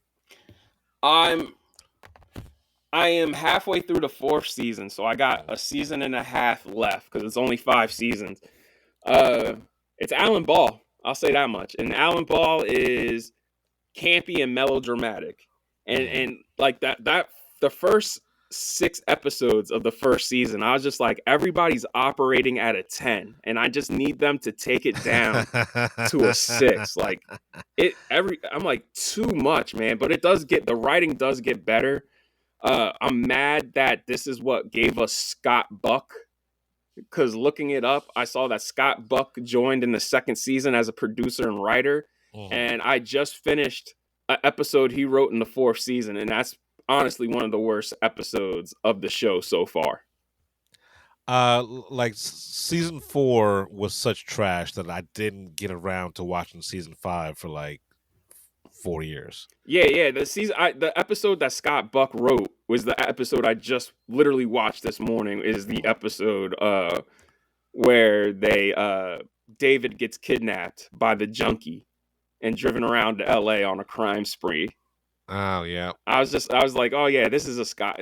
When I after the episode was done, I was like, that was terrible. This is like the only episode of this show I out and out hate. And I Googled who wrote it, because I missed it in the opening credits. I was like, oh yeah, this would be some Scott Buck shit. When I saw his name, I was like, yeah. Wild that he got to do Dexter. Like, he took over Dexter after season 5. And we all saw how that turned out. And then they gave him the first season of Iron Fist. And then they gave him Inhumans. So it's not like homie has a good track record. Because Dexter was good until he took over. I mean, Inhumans, what did that last? 4 episodes? 8. Yeah, I remember I was bored. So I watched that on Hulu before that also disappeared into non-existence. And I was just like, damn, that was not worth it. I remember Inhumans was supposed to be this big event. They showed the first 2 episodes in IMAX. It sucked. I've never seen any of them. Like, I've never seen one episode. Look, we shit on Star Wars and how bad it looks, especially since they rely too much on the volume. That has nothing on Inhumans. And I'm like, yo, y'all put this in IMAX, bro, where we can see everything. Like, you see the seams. You see the seams. Even the wigs. I'm just like, bro, the wigs look like they're floating on their heads, bro. I mean, the only thing I know about the Inhumans is the fucking fan service callback, whatever, in Multiverse of Madness. And you know what? It worked there. I was like, Black Bolt actually is cool, because it's the same actor, and I'm just like, wow, the mask does really make a huge fucking difference, because it's fucking dumb as shit in the show, and then you see it in the movie, and I'm like, you know, that Illuminati shit all sucks, but like, that's the coolest shit about it is Black Bolt. Because at least I was like, yeah, poor Anson Mount, man, poor Anson Mount. I mean, he's doing all right now in that Star Trek series. You know what? Kevin needs to just give him and the Inhumans a second chance. Now that they introduce an X-Men, why don't you throw Inhumans in there too? Right. Yeah, that shit. Yeah, but I'm eager. I'm eager to finish this show, but like it does get better as it goes on. Lauren, I see why this is such a big hit, man. This is like, it's when HBO was HBO, where it's prestige TV. We were getting like Oscar-worthy content. But yeah, I was like, the first 6 episodes is the first season. I was like, yeah, this is American Beauty, bro, and not in a good way. And then it got better. Season 5, like the last episode of season of the I've seen series. that episode. Yeah, it sticks to landing. I've seen the finale because everybody kept saying it's one of the best episodes, and I had to watch it in a writing class, and I was like, oh yeah, that was good, but I forgot about it. I just remembered that it wraps up everybody's story. But like, yeah, man, I keep making the mistake of binging this show while I'm on an edible. And oh no. Why would you do that? I've never had a more surreal experience. I can't even say it's horrifying, it's just surreal. The most surreal experience of watching the episode where it opens with the baby dying, and it's in the point of view of the baby, where the baby dies from sudden infant syndrome. Yeah, man. Oh, I mean, look, some of those opens, they still haunt me. Yes, right? They're rough. Like, there's a lot of them where I'm just like, Jesus Christ. Like the one that will always stick with me is, I don't know which season this is. It's the home invasion one. Yeah, that. Yep, that's the episode I just started this morning. Yeah, like the home invasion one is like, God damn, you have the money. Yeah, where the dude just shoots him willy nilly, Yeah. and I was just like, there's no need for that. Or where the gay dude gets beaten to death in the first season. But yeah, season 2 with where the baby's dying, I was just like, man, this is fucked. And then at the end of the episode, where I was in the death grip of the edible, I was just like, when Rico's having his second kid, and the baby is unresponsive, I'm like, bro, if y'all kill 2 babies in one episode, fuck y'all. Like I was really ready to be like, all right, well, fuck y'all then. Fuck y'all if y'all really do this. And thankfully they didn't. Right. Because that's overkill. But that's the problem, is like this show, it tips its hand too much into melodrama. Like too much too quickly. Yeah, no, I get it. But 100%. yeah, look, I gotta say, it's funny watching Nate and David, played by Peter Krause and Michael C. Hall. They're supposed to be in their 30s. I'm like, these niggas is 40. Like these niggas is straight 40. Lauren Ambrose is supposed to be in high school and college. Right, yeah. And I'm like, this bitch is 20, 22, 23, 24, 25. Like she's 23 to 25. Honestly, that's what she looks like. Look, suspend disbelief.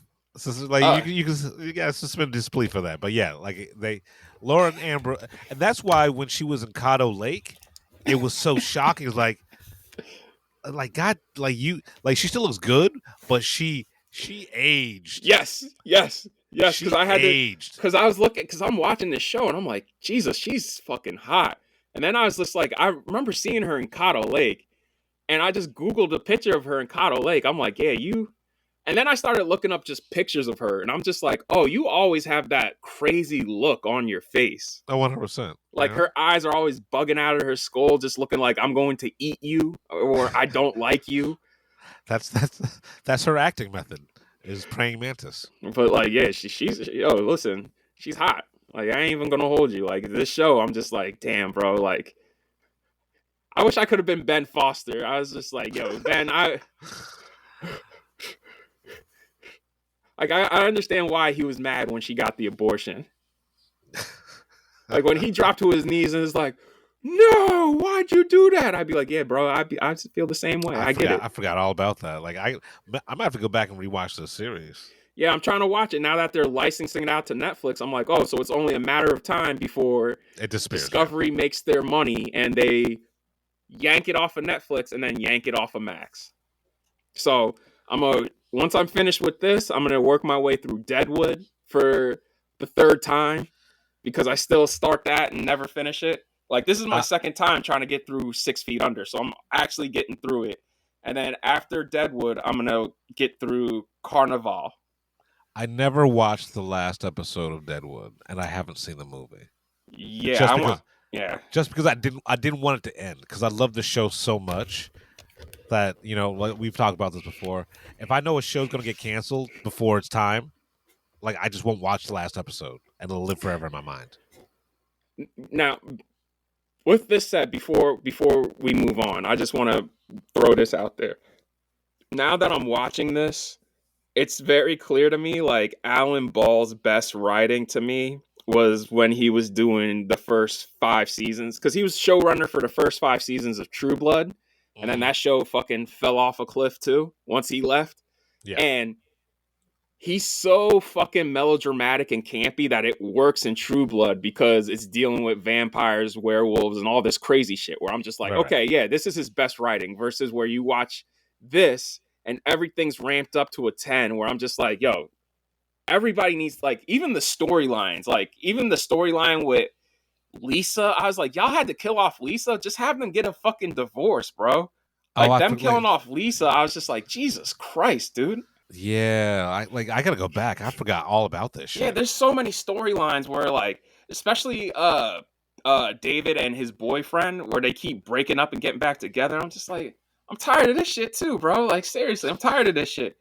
And then James Cromwell shows up at the end of season 3, and then Ruth's like, yeah, we're getting married. And now he's in this 4th season living at the house. And I'm just like, and everybody's like, who is this nigga? And I'm on the same page. I'm like, yo, who is this nigga? Like, I get it. Like, he's gonna be here now because he's James Cromwell and he's in the opening credits as a main star now. But like, it's just all the shit that Ruth's been through and all the men she's been with. I'm just like, oh, you're just on a whim gonna marry this stranger.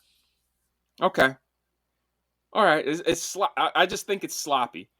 Like, I'm halfway through this 4th season. I'm just like, oh, I can see why this only lasted 5 seasons, because clearly we're halfway through the 4th season and y'all are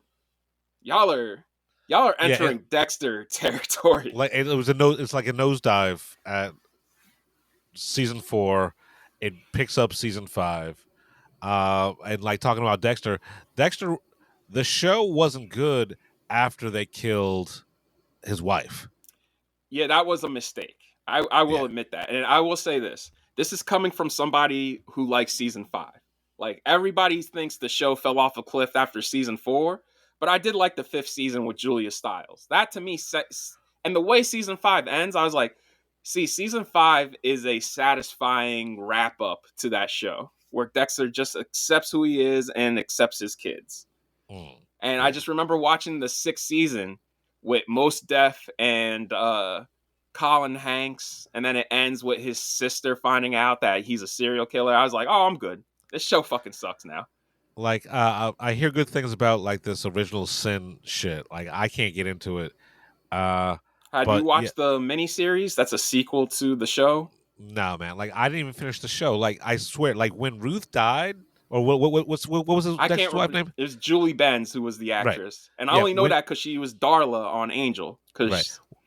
When Julie Benz died, at the end of that, like I think it was 3rd season, 4, maybe 4. Like at the end of 4, I couldn't watch 5 because I was so fucking devastated. Right? I gave season 5 like 3 episodes. It's like I'm in mourning. It's Julia Stiles. It was Julia Stiles. Yeah. In season 5. Yeah, and then I didn't watch it, but I read what happens in the last episode, and I was just like, man, if I stayed around to get to this shit, I would have been fucking had the fury of 8 gods. Because that is, like, seasons, the first 4 seasons was the original showrunner. Right. Season 5, a different dude took over. And then season 6, 7, and 8 was all Scott Buck.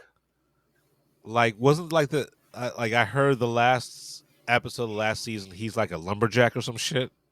That's what I read. That he escapes to the wilderness and becomes a lumberjack after seemingly committing suicide in a hurricane in the middle of the bay, the Florida Bay. Nah, I'm good. Yeah. Season 4, I'll stop at season 4. Yeah, look, to me, the show ends at season 5.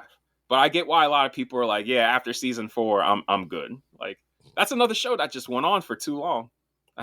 Too long. And now they got this reboot, and they're doing like, I think they're talking about a spinoff for the reboot. It's like, they're talking about bringing Michael C. Hall back to do more. I was like, and I'm like, you already have him doing the voiceover. Like, do you really need him coming back for more? Like, I don't even know what the sequel, because it's a miniseries. I don't even know what the sequel's about. I have no idea what happened, or like it aired and nobody talked about it. Like, I literally do not care. It ended at season 4 for me, and I'll give season 5 a chance just because you said it's good. But like after that, like I'm good. I don't need. I mean, God bless people who like the show after that. But like, look, there's a reason why Scott Buck hasn't worked since Inhumans. Look, he's getting residual checks from me streaming 6 Feet Under. So, well, there you go. Yeah. So, like, but yeah, like, that was the worst episode of the show. So I was not surprised to see that he wrote that shit. That was terrible. Yeah. I was like, David's not going to attempt to fight back or nothing with this tweaking ass motherfucker. I can't even remember. Like, I barely remember it. It's like, it's trauma at this point. Yeah, well, I'm and it's bad enough we're dealing with Nate Jr. He's still in mourning over Lisa's death, and she died at the end of season 2. And now here we are, season 4. This motherfucker is still depressed, still fucking doing self-destructive shit. And I'm just like, look, I get it. It's gonna be hard for him to get over, but damn, bro, it's been now a season and a half. Like, Jesus Christ. Yeah, I might have to come back to this show though. I gotta see what's up. So I mean, I'm gonna see it through. I only got a season and a half left, and I see why this show. Because when it's good, it's fucking good. It's like real good. But like, yeah, look, it's American Beauty, and American Beauty is also not good just because the whole movie's about like you know, it's a pedophile. A pedophile, yeah, because it's about a man going through a midlife crisis trying to fuck his daughter's best friend. Yeah, pretty much. You know, and paper and plastic bags. Yeah. It's so profound. And then you talk to people today, they're like, why the fuck did we find that profound? It means fucking jack shit. I'm like, yeah. Because like you were so used to getting bullshit that anything within this sort of artistry was like, oh, it's so fucking deep. Hindsight's 2020, man. Like there's some movies that I absolutely loved when they first came out. I watch them now with adult eyes. It's like, this is a piece of shit. Yeah, man. Because look, between the character between Kevin Spacey in real life and then his character Lester, I'm like, this movie's aged bad. And then I think the ending's bullshit. Chris Klein or Kevin Klein, I forget what homie's name is, or Chris Cooper. Yeah, Chris Cooper. Yeah, he kills Lester because he didn't want to have gay sex with him. Well, because you know the fucking guilt of rejection of the fucking you fuck out of here closet. Yeah, all right, fuck out of here. Like yeah, that movie sucks. That movie fucking.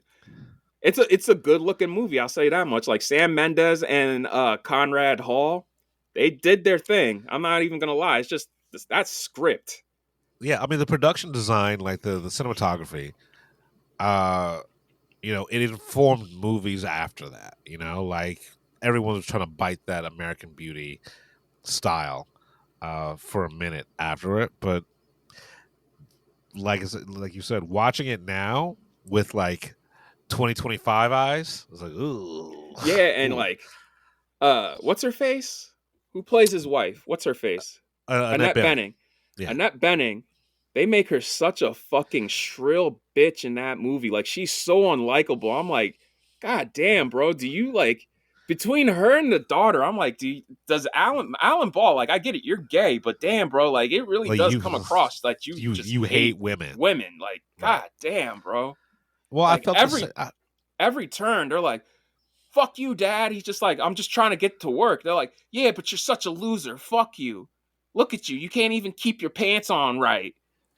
Like, I felt the same way about how during Breaking Bad, how Skyler, they made her so unlikable. Yes. Right? And it's like, well, she's not the most pleasant person, but she's not the fucking villain here, right? Yeah, like she's got a reason to be kind of fucking pissy. Right. But the fact that they made her cheat on Walt, I was just like, come, really, y'all?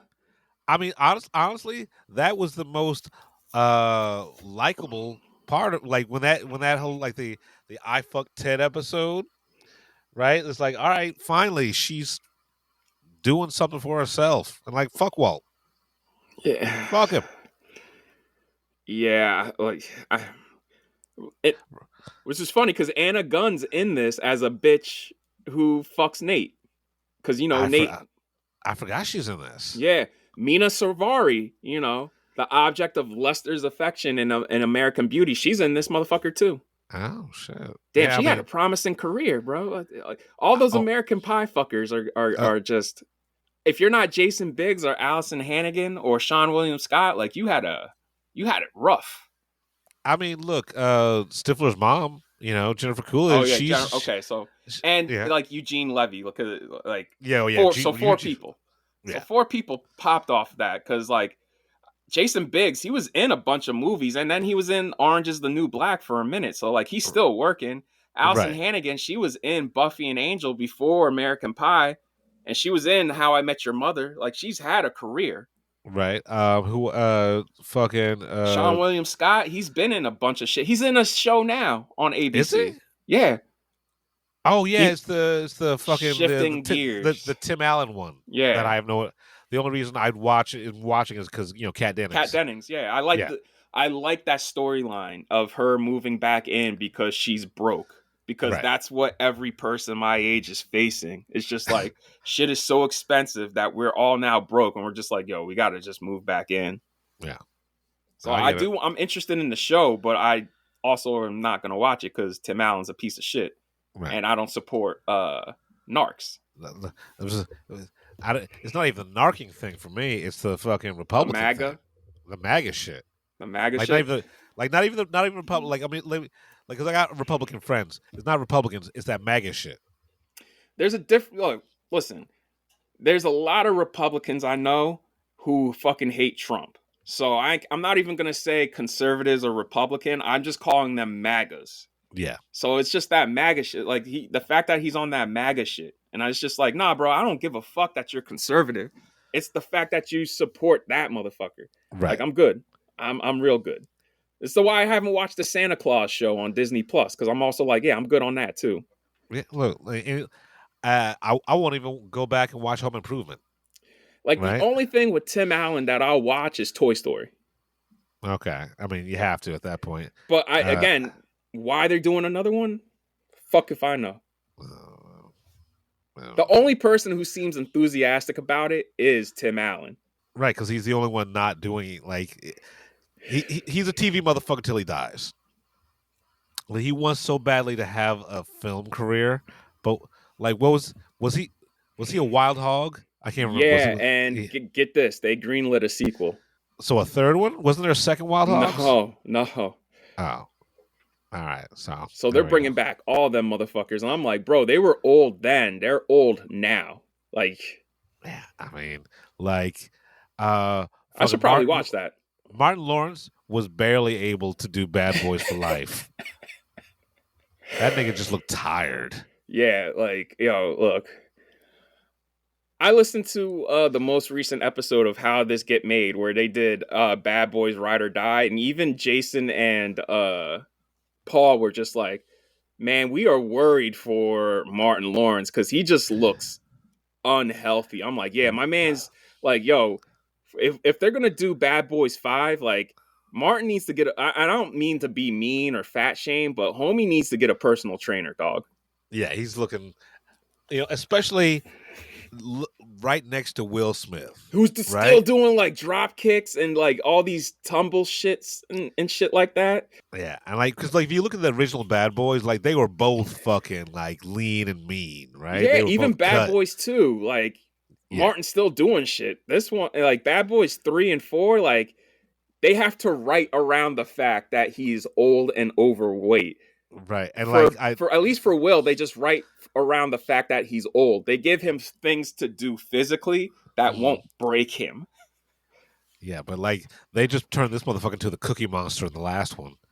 That whole entire Skittles, like where he's just the slow-mo Skittles shit, which is hilarious, but also like you're better than that. Yo, I mean, the movie opens with him being like, all right, let me get a hot dog. Let me get these pack of Skittles. I need an icy. And it's just like, damn, bro, like he's a cop, not a stoner. Like the whole entire inciting incident for this fucking movie is this nigga has a heart attack.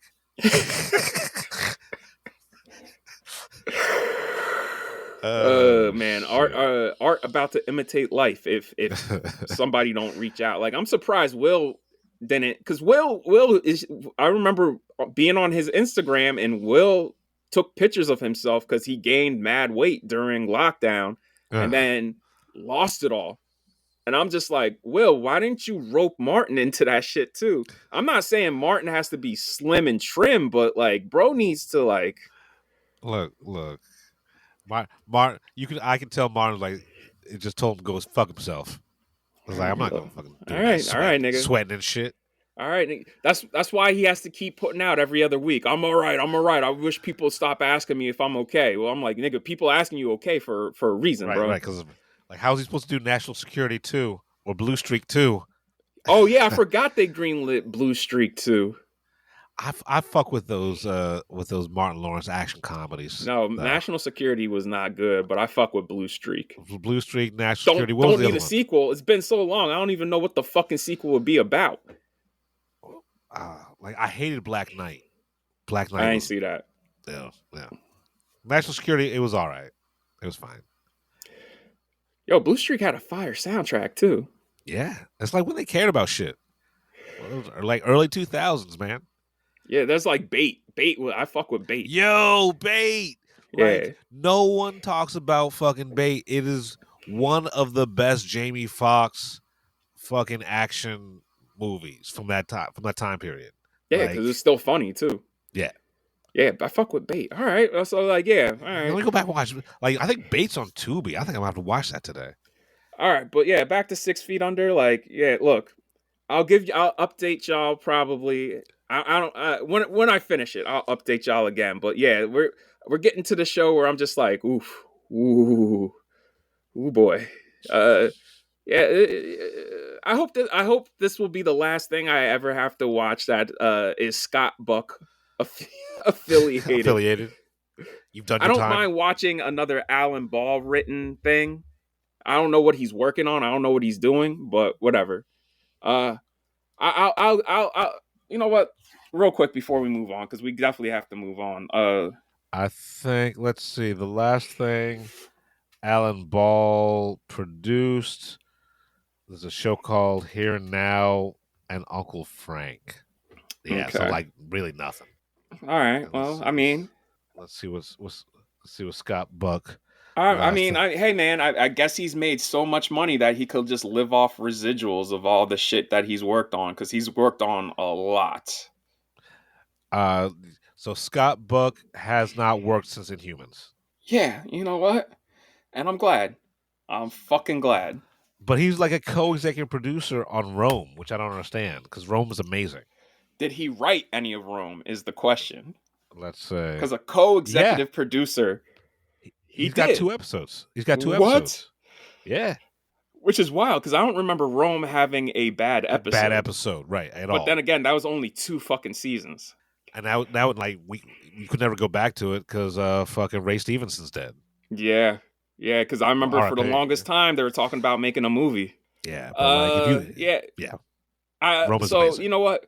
So once I finish Carnival, I got to go back and finish Bored to Death, because I never finished past this. I got halfway through season 2 and I fell off, and I know it got 3 seasons. I never started Bored to Death. Yeah, the first season was hilarious.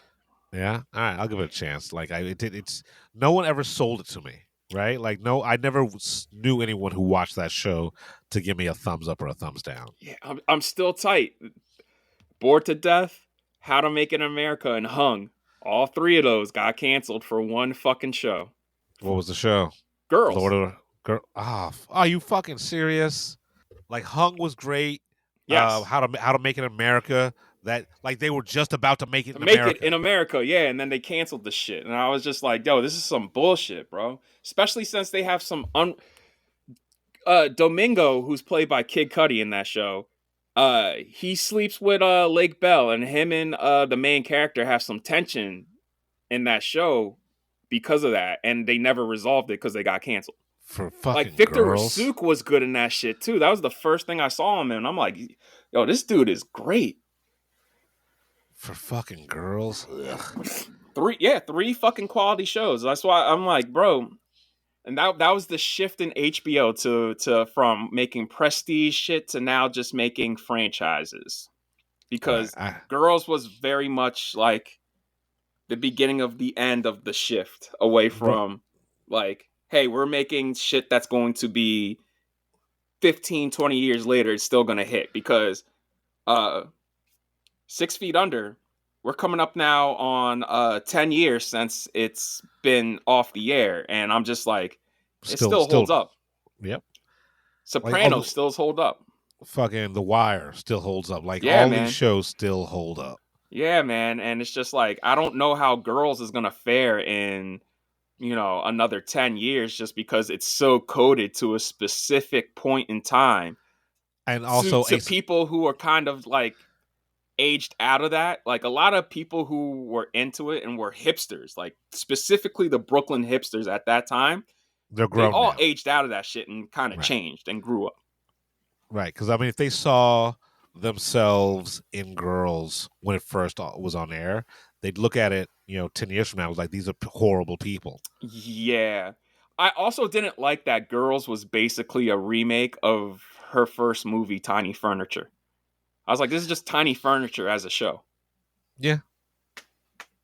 Yeah. And Tiny Furniture is only an hour and 20 minutes, so. Like, what was our other movie? She did a second movie after Tiny Furniture. Yeah, I can't remember. I only saw Tiny Furniture in the first few episodes of Girls, and I was just like, And I stuck with Girls for like 2 seasons. Not for me. Not for me.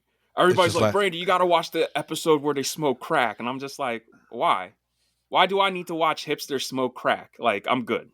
Right. Like, it's Lena Dunham's character, I forget what her fucking name is in the show. She's just such a horrible person. And I get that's the point, but after a while, it becomes too much.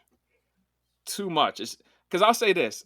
Lade, Stephanie's character is terrible, but at least halfway through the season, she starts to evolve.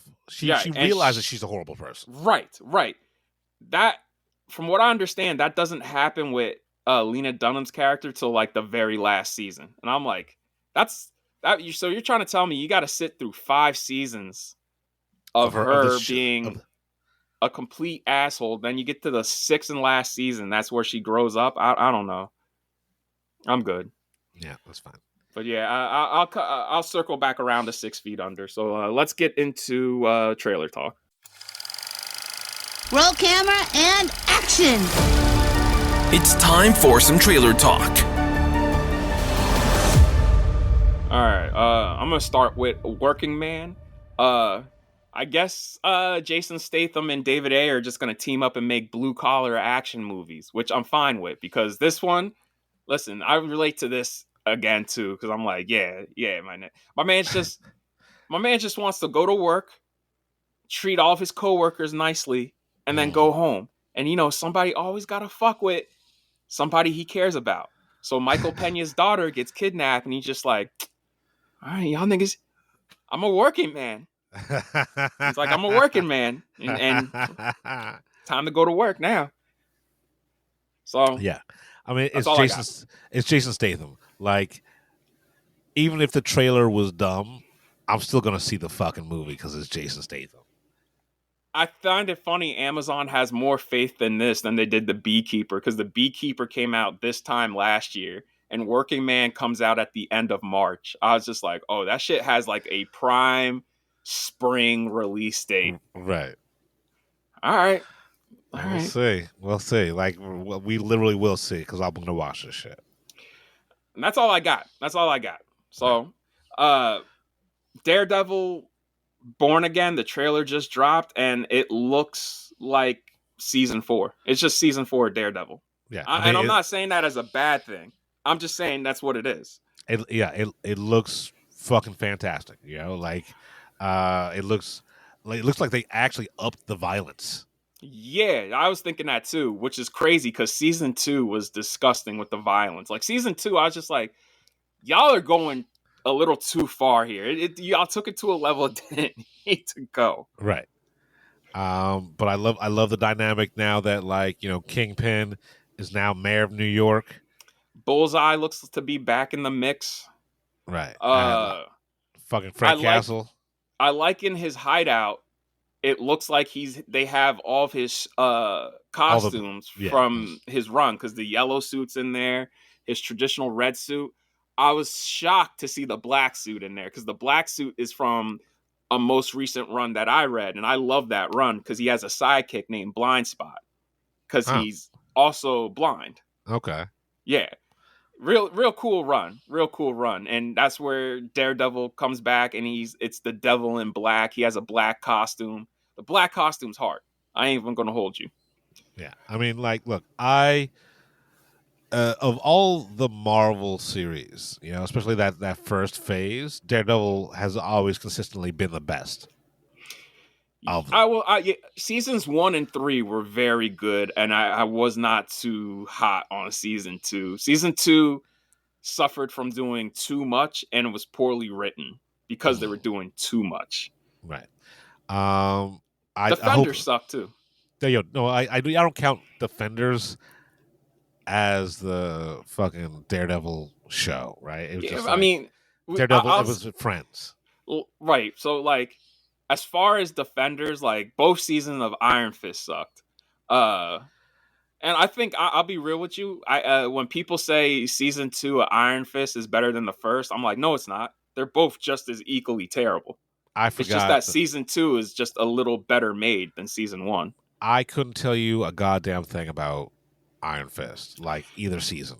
Like, yeah, because who gives a shit?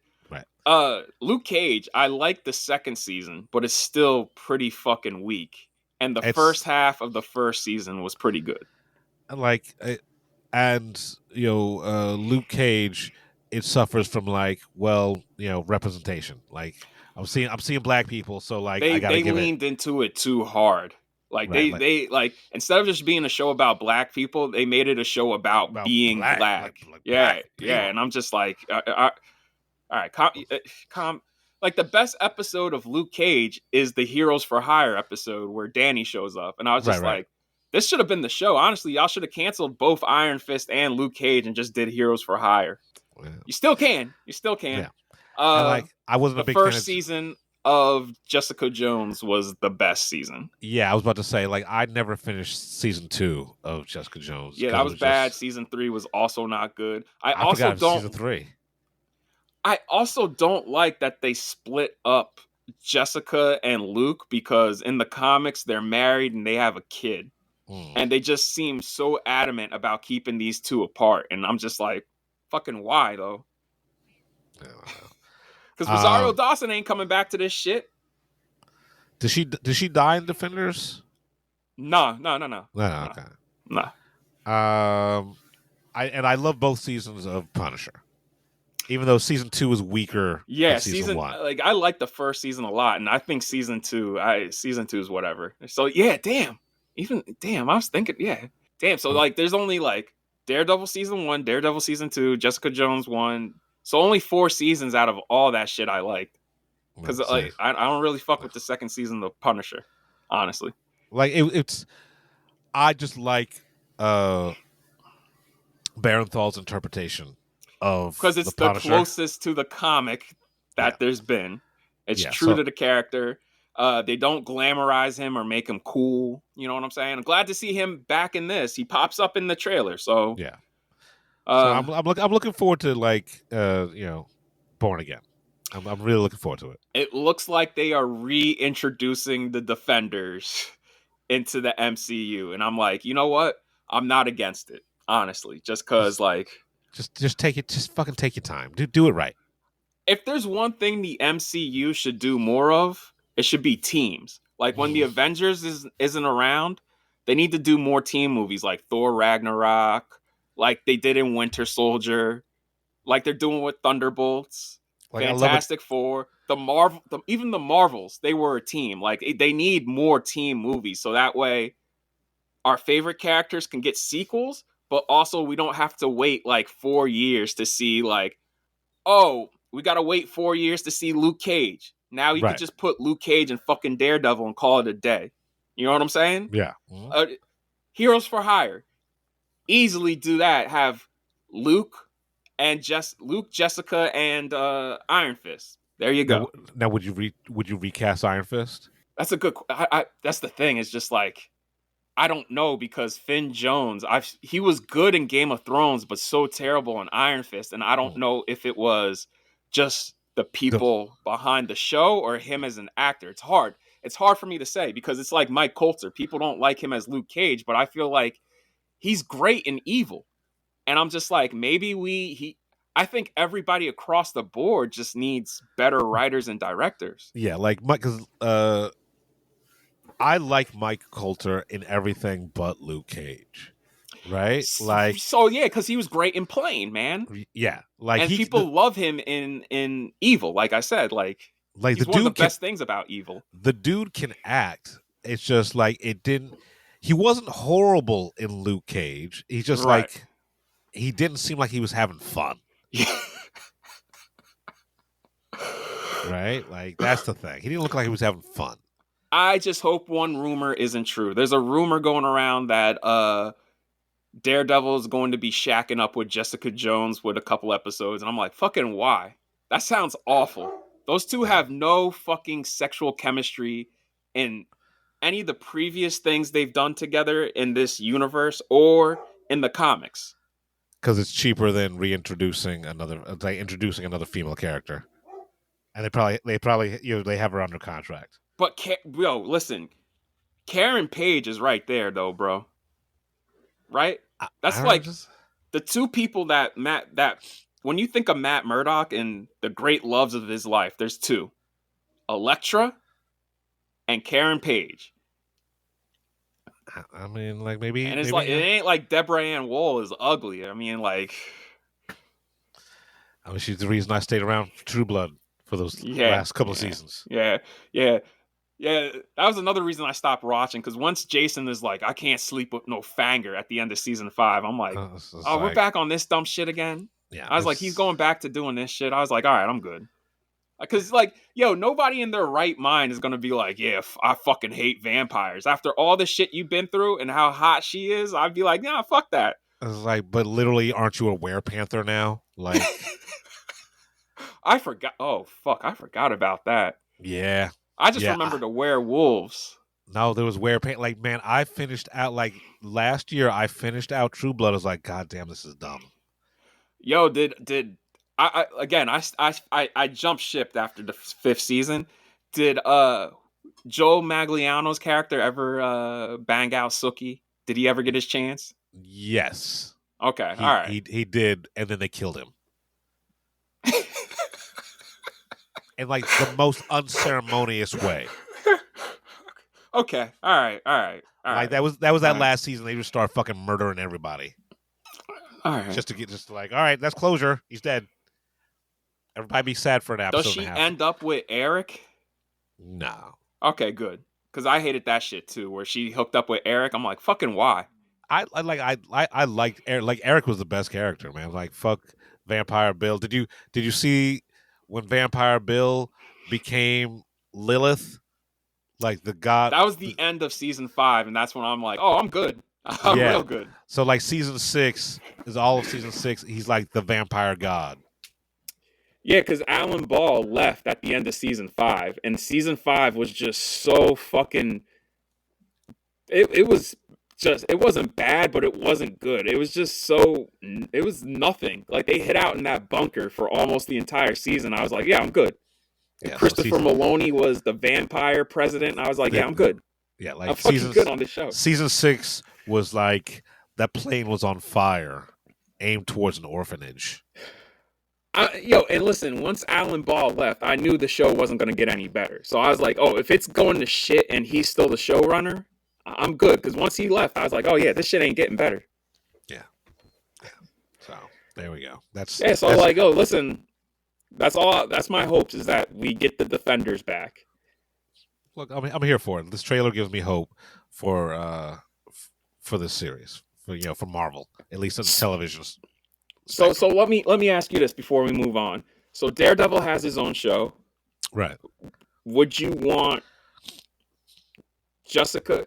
Like, to me, I want Heroes for Hire and Defenders, and that's it. But would you want Jessica's show to come back, or you think they should just keep her in Defenders and Heroes for Hire? Yeah, just keep her there, because like after the first season, it got boring, right? Like I got maybe 4 episodes in the season 2. I totally forgot that it was a season 3. It's like I'm good. And that was the last thing to air from the Netflix Marvel shit was season 3 of Jessica Jones. And I was so excited once Luke Cage showed up in the final episode, and then I was just like, oh, word? That's it? I was like, that's it? And the way that show ends, I was just like, yeah. That whole enterprise was just setting money on fire. That's Netflix, man. That's how that works. Look, I'm just glad now that they're in the MCU, we could possibly see these niggas pop up in some movies every so often. Yeah, I'm fine. I'm fine with that. Like I'm fine because the building blocks were there, Yeah, right? In the yeah. Netflix, everything was there. It's just fucking Netflix doing Netflix shit.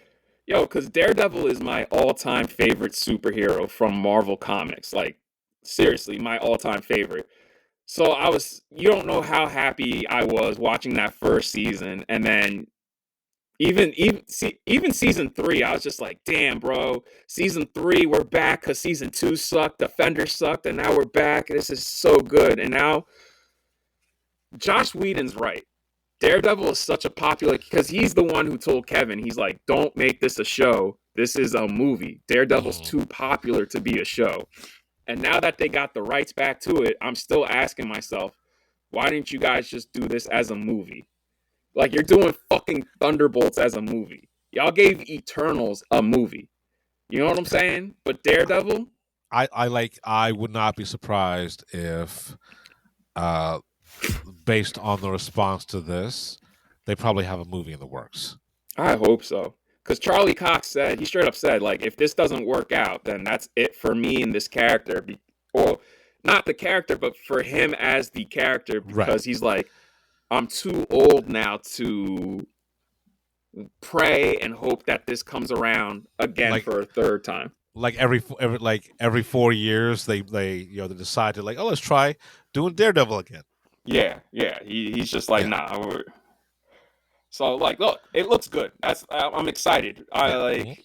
It's like this, and now Fantastic Four is like where all my hopes and dreams lie. Well, let's just hope you're not disappointed. Yeah, and like again, even though it's a fool's folly, I'm still looking forward to Black Cat. Yeah, look, it has. I know it's gonna suck, but I'm still like, oh god damn it! Like, I just want it to be enjoyable. Can it just be an enjoyable movie? Like right? Thunderbolts, if Thunderbolts sucks, bro, I'm just gonna be like, it is what it is. Like, right? Like I'm saying, I expect Thunderbolts to suck, right? So like, if it's accidentally good, I'll be pleasantly surprised. Yeah, me too. So that's all I got. Anything else you got to say about this shit? Nah, man, I'm good. All right, what is it? March 3rd. 8th? Oh, March 3rd. March 3rd. Yeah. Okay, cool. All right, so that's very soon. So let's get into our main review. And now, the moment you've been waiting for. The Film Blurds feature film review. All right, so before y'all ask, one of them days I'll give y'all a review the next episode because Sony decided to give the press screening that we were invited to the same night and same time at the same theater as Wolfman, which was it's fucking ridiculous. And like, look, I get it. I was invited to see One of Them Days like 2 weeks before the screening, but like Universal decided at the last minute, like, hey, we got this screening on Monday, and I was just like, fuck, I really want to see Wolfman. So right. Yeah, you go ahead. I thoroughly enjoyed Wolfman, right? Like, I've got some issues, but those issues aren't enough to take away from the movie as a whole, which is just fucking ass-clenchingly tense throughout the most of the fucking run. I think the best move they made with this movie is actually not showing you the Wolfman until like the third act. My biggest thing, because they hold off on the reveal of, this is one thing I love about both this and Nosferatu, is they hold off on showing the creature until halfway through the movie. And the one thing I like about this is they didn't change it too much from the original Wolfman. Like, he's still a man with wolf features. Like, it looks like a more monstrous version of the 1940s Wolfman. Was that Lon Chaney? I think so. Yeah. Because, every werewolf movie nowadays, they literally turn into giant wolves. Right. And this one, they're just like, nah, fuck it. We're going to keep him a man. He just has wolf shit on him. Right. He's got fangs and fucking claws. Yeah. So, one thing I will say that I like about this movie is the whole movie's a metaphor for being a parent. Like, every second of this. Like, and watching the opening, I was like, God damn, bro, this is why I couldn't be a dad. Because, like, I wouldn't be like him, but I just don't have the patience, just like that nigga. Because that nigga had no patience. I'm like, he definitely should not have been a dad. Having his son be like he's in the military. A little 6-year-old has to wake up, hop out of bed, and make his bed perfectly. But like I get that because I come from a military family, right? My father was Army, and like my dad was nowhere near as fucking strict as this dude. But like I get what he was trying to do, prepare this kid for a life without him, right? And so I get that aspect of it, but like he also treated it like he was fucking in. He had just gotten out of Nam. Yeah, man. Like, Right. I'm like, bro, that's a house, not the barracks. Like, relax. Right. Little nigga's like 6. I also do like the fact that the whole movie's like a metaphor because werewolves just suddenly change. It's how Right. parents are too. Like one time they'll be loving and caring, the next time they'll just snap. What the fuck did you do that? Stop doing that. I mean, it's right there at the beginning where we flash forward and you see his daughter jump on the thing and start messing around, and he just turns on a dime. Like, what? And I get it, because I would do the same exact thing. Like, Right. the fuck did you do that for? Like, I get it. It comes from a place of love versus his dad, where that shit just came from a pretty dark place. Right, like it's some people can't show love like it should be shown, right? And so Right. this father's way of showing love is protecting his son by showing his son like how to fucking live off the grid and shit like that. But that first 10 minutes in the deer blind, Jesus fucking Christ. Yeah, I will say this. This movie does have jump scares, but I will tell you what makes it terrifying is the tension and the use of dark spaces. And it's the one thing I loved about the Invisible Man that he repeats here. And I think that's the most effective horror, because they do that in Nosferatu too. Like, there's jump scares in Nosferatu, Right. but the thing that makes it terrifying is the dark spaces and just the tension. Yeah, like the whole entire movie is just super, super dark. But like at first I was like, oh man, they shot this fucking too dark. And then I saw what they were doing. And it's like, that's terrifying. One thing I do love also is, like, this is a home invasion movie, but also crossed with a body horror movie. Like, watching this, I was just like, oh, my man was clearly inspired by Cronenberg's The Fly, because The Fly is also a remake of a 1930s classic horror movie, and he updated it to his sensibilities, because The Fly came out in the 80s. Like, the first one came out in the 30s, Cronenberg's came out in the 80s, and Cronenberg leaned into the body horror because that's what he's known for, is body horror shit. And it was effective, and it's really effective here too, because, every werewolf movie, it makes it like cool to transform into a werewolf. Like, look how cool it is. And this one, it is not at all. It looks gross. Fucking, and painful. Yeah. And like another thing that I love, along with like not showing the werewolf, is like the gore is implied, right? Until it's not. Right. And then when the body, is, I'm going to be real with you. Like, it's gnarly. It gets gnarly. And I'm squeamish, but I didn't have too bad of a time. Like, if people who know me, anything with fingernails and toenails is a no-no for me. And they do some stuff with fingernails, and I was like, oh, that's not too bad. Like, for me, is when he goes full wolf and he starts gnawing on his wound. That shit where the whole theater gasped in disgust.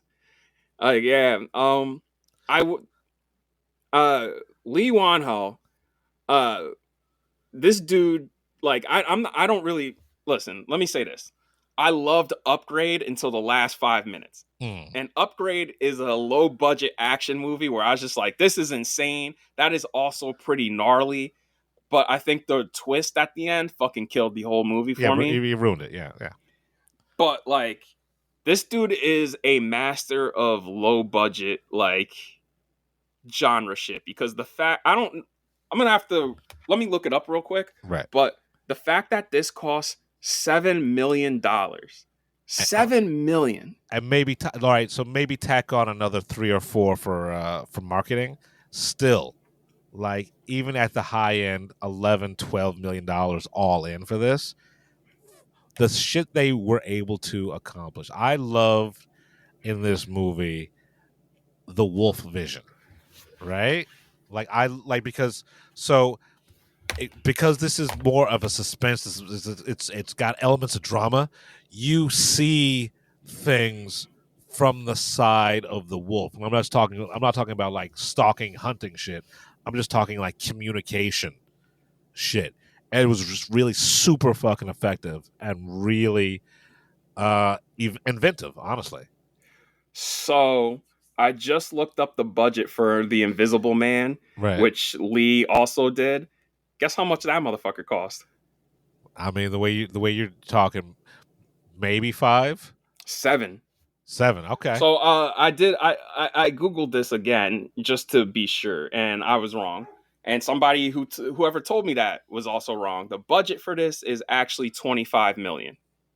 But still, yeah, at that's 25? what they pulled off with $25 million is fucking insane. I'm like, between this and The Brutalist, there's no reason for movies to cost over 200.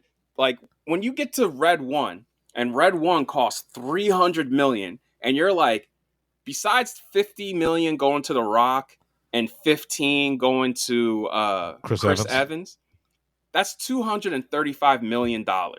Where the fuck did it go? Damned if I know. Like, it went Argyle, $200 million.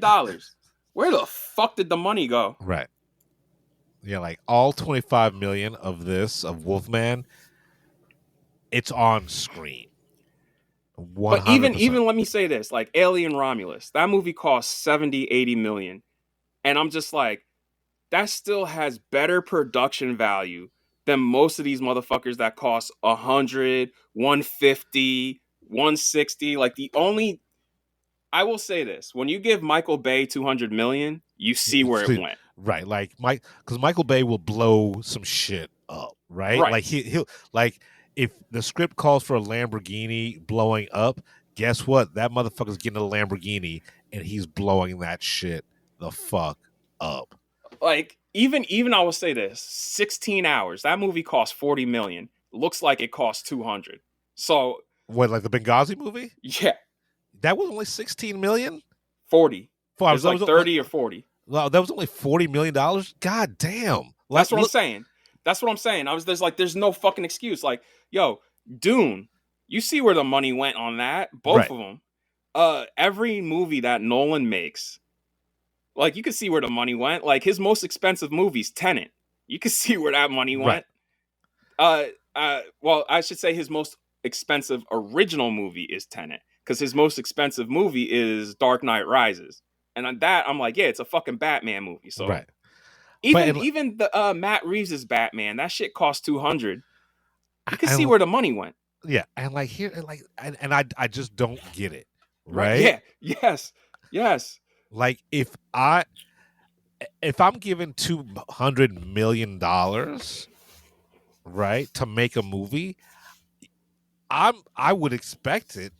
You know, like, I would expect the studios to like come at me like, well, you're gonna make some shit we've never seen before because this is $200 million. Yeah, man. Yeah. Like, the fact that they're giving $200 million and then 90% of it is in front of a green screen, and you can fucking tell it's in front of a green screen. Right. It's when we're getting shit like this, I'm like, bro, there's no way. There's just no excuse. And 25 million. This is projected to open anywhere between 30 and 40 this weekend. So it's already made its money back. It's already made a profit. Just here. projection wise, right? That's not even worldwide. That's just here. And that doesn't even include marketing. And the marketing on this motherfucker wasn't too much. Right. Yeah. But the thing is, it's good. It's a good Yes. That's why I'm so blown movie. away by how much it costs, because they did so much for so little. I mean, that's the one thing I love about Blumhouse. Like, they're either hit or miss, because when they hit, you're just like, God damn. And when they miss, you're just like, Jesus, that's a piece of shit. Yeah, But Halloween Ends. Yeah. Imaginary. I still haven't seen Imaginary. Yeah, listen, Blumhouse, they will put out some dog shit, but at least even the dog shit they put out, I'm like, well, it was a low budget, high concept. Yeah, right. Yeah. Like, they ain't spend like fucking no more than $50 million. Because even Blumhouse will give you whiplash every once in a while. Right. Which, how's that a fucking Blumhouse movie? I mean, honestly, it's a horror movie. That's honestly, true. It is. It's a horror movie masquerading as a drama. Yeah. 100%. Still Damien Chazelle's best movie. Mm-hmm. I gotta say, because I told Jeff this, so I'm gonna say this on the show.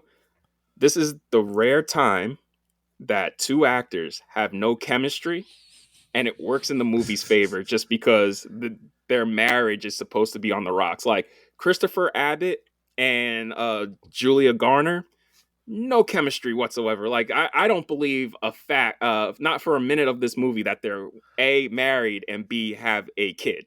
Right, like they don't even seem like they would be friends.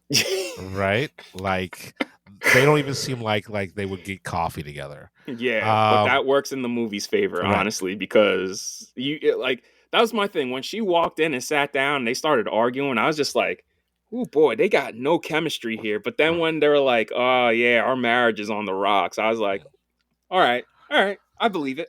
And that goes to like one of my two sticking points for this movie, right? Julia Garner, her character is so OD a bitch in this that you honestly begin to hate her, especially in that first 15-20 minutes, and that's unfair to her because she ends up being the hero. Yeah, like the hero of the story. Like, she's the star after Christopher Abbott, starts to transform, right? And go ahead. I'm sorry. Go ahead. Yeah, and the fact that we have no sympathy for her, right? And like you were saying, if they had given us 5 minutes, yeah, that's what I was about to say. They needed 5 minutes to develop her character more, right? Then everything else would have fallen into place, right? Yeah, because this movie's only an hour and 43 minutes, and that's with credits. So really, like an hour and 95, hour 99. So it and you don't feel the length of this movie. This movie flies by. Yeah. If you gave this an extra 5 minutes, it would have worked in the movie's favor. Honestly, right. Definitely 100%. Just keep it under 2 hours. Honestly. And it wouldn't have taken away. It would have given her much more pathos. You would understand, because we understand Christopher Abbott, right? We understand why he is the way he is.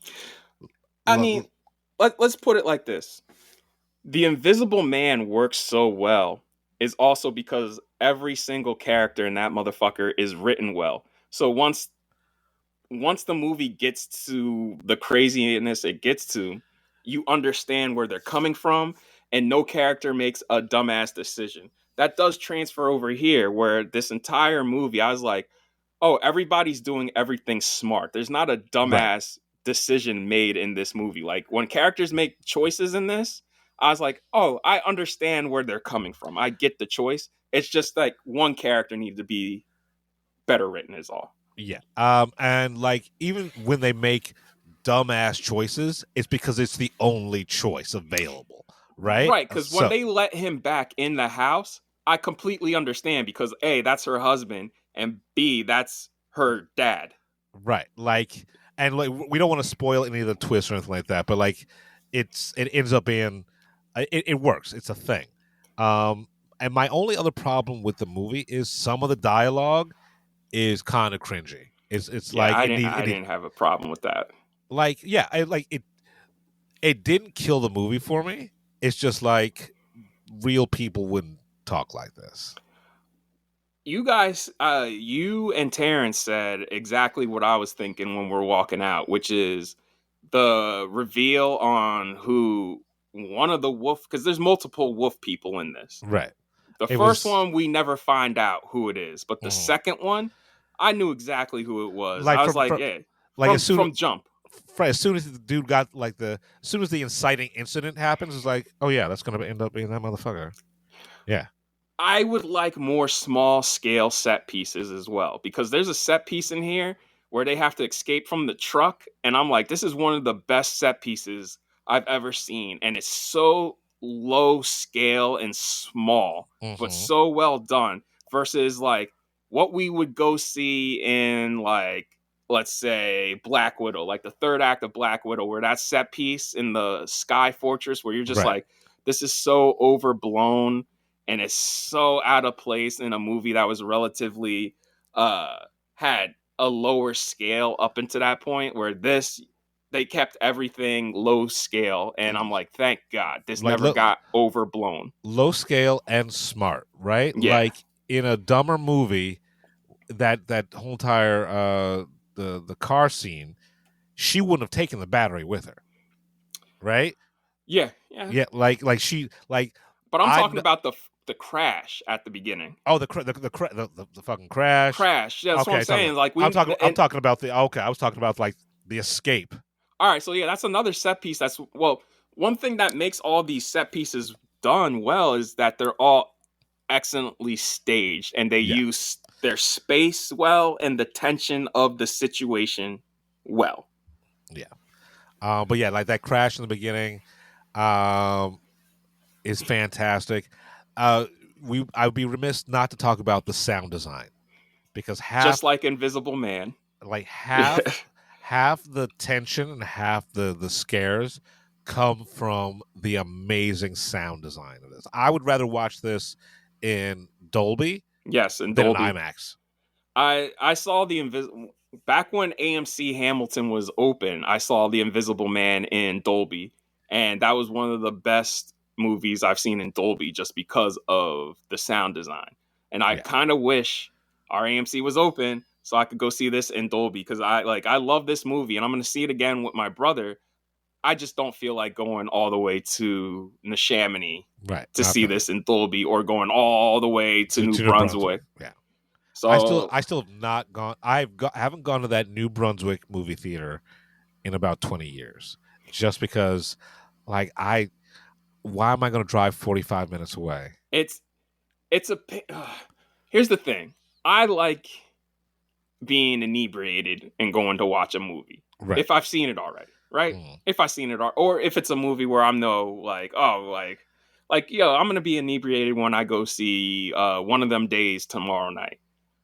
I don't like driving that far under the influence, number one. And number two, it's a pain in the fucking ass to get in and out of that motherfucker, because there's cars going 80 miles an hour. And then once you get out, you have to immediately get over 3 lanes. Yeah.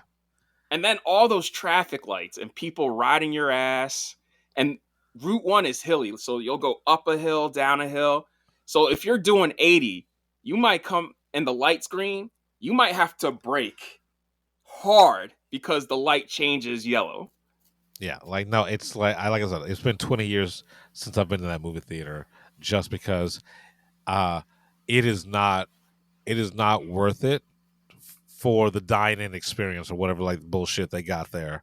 Oh no, that IMAX is fantastic. Like, I'll go. Is it like I will go there to see something I really want to fucking like get the full IMAX experience, but just I don't want to go to New York to get the full IMAX experience. Right. Yeah. All right, fair enough. But like, yeah, I don't even know how we got on this. Oh yeah. But the sound design is great. So if you get a chance to see it big, like, this is going to play great in the crowd. Yeah, It really is. I recommend if you don't have Dolby, then definitely check it out in IMAX because the IMAX sound is probably going to be good too. Right. But if you get it like, but for this, it's worth it seeing it premium, especially for sound. Yeah, I'm gonna say this. I know they want to do a sequel to The Invisible Man called The Invisible Woman, and I know Elizabeth Moss is game. I think they should leave it alone. Same with this. Leave it alone. I Yeah. would say at this point, keep letting Lee and Blumhouse like give them the monsters. So like Yeah. The Creature from the Mummy. Black Lagoon, The Mummy, which I don't know how Warner Brothers got the rights to that, but whatever. But it could be 2 fucking Mummy movies. Who gives a shit? Like a Dracula, like a low stakes Dracula. I don't think we need to do Dracula again. Like I we mean, just like, got Nosferatu. Like no, but like if you're gonna like have Lee do all of these like down and dirty, low budget, Like they're grounded, realistic. It's like The Invisible Man and Wolfman to me is the equivalent of like Nolan doing Batman, where we're just like, oh, you can do this realistic. I didn't think that was possible. Right. So like if you're gonna do that, like if you're gonna do all these universal monsters, then you can't leave out Dracula. You can't. Also, Universal, this is your dark universe right here. That's where you Yeah. fucked up. You put the cart before the horse. And honestly, you got 2 right now where I'm just like, if you want to do a crossover here where like a Wolfman starts invading cities, have Elizabeth Moss put on the suit. And that's how because think about it, the werewolf, they won't be able to see her.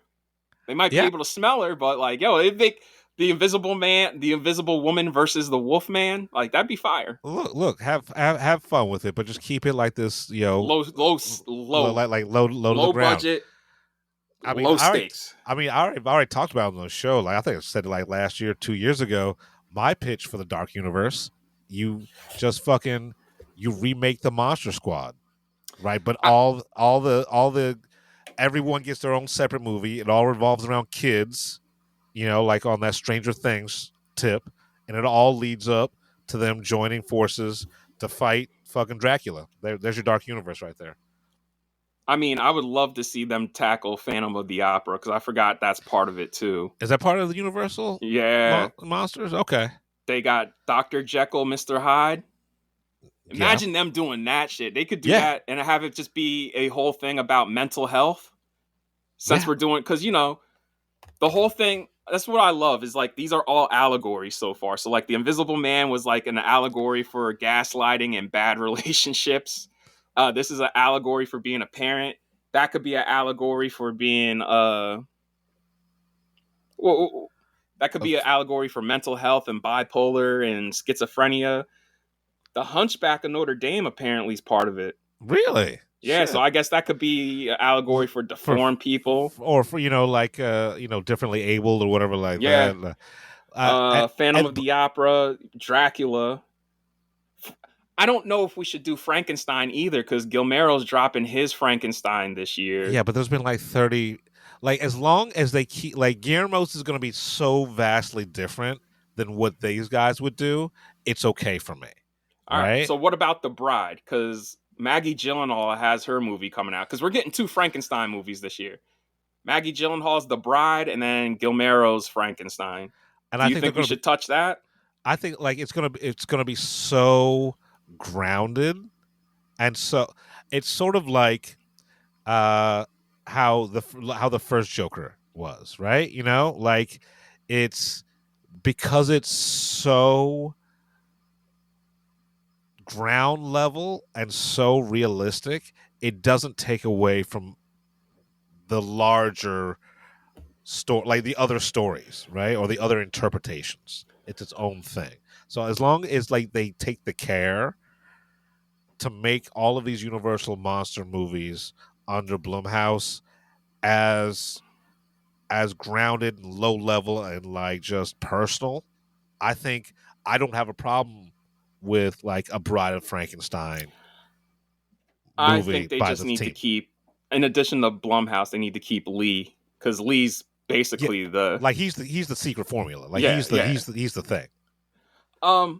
I'm looking through this now. I did not know like all these movies had like 20 sequels. Like Frankenstein's Revenge, Oh The yeah. Mummy's Ghost. There is a movie called Frankenstein Meets the Wolfman, and I'm just like, oh yeah, so we could start. Like, yeah, I would say this is your dark universe. Build this shit out, and then get crazy with it, but get crazy with it on a small scale. Right. Like Small no, scale. like just like keep it in one fucking house. Like Frankenstein versus Wolfman, keep it in a fucking house or an apartment complex. Yeah, like have Frankenstein stumble upon the house where the Wolfman is. Right? Like you could do like I have faith that they wouldn't do it stupid. Right, have Elizabeth Moss. You'd be like, oh, I have to pick something up at my uncle's cabin, and the cabin ends up being the house from this movie. Right, Wolfman's or like there, Frankenstein's or monster, the neighbor's house. Yeah, Not that like because old boy's best friend, he was on the radio with. Yeah. Yo, because like, let's be real. Like Elizabeth Moss character, she ain't getting rid of that suit. She's been a victim so much that I guarantee you, she's gonna. I still haven't seen the Invisible Man. I'm gonna watch that right after the show. Honestly. Oh shit, my bad. I shouldn't have said too much. It's fine. It's like I highly doubted she was gonna die anyway.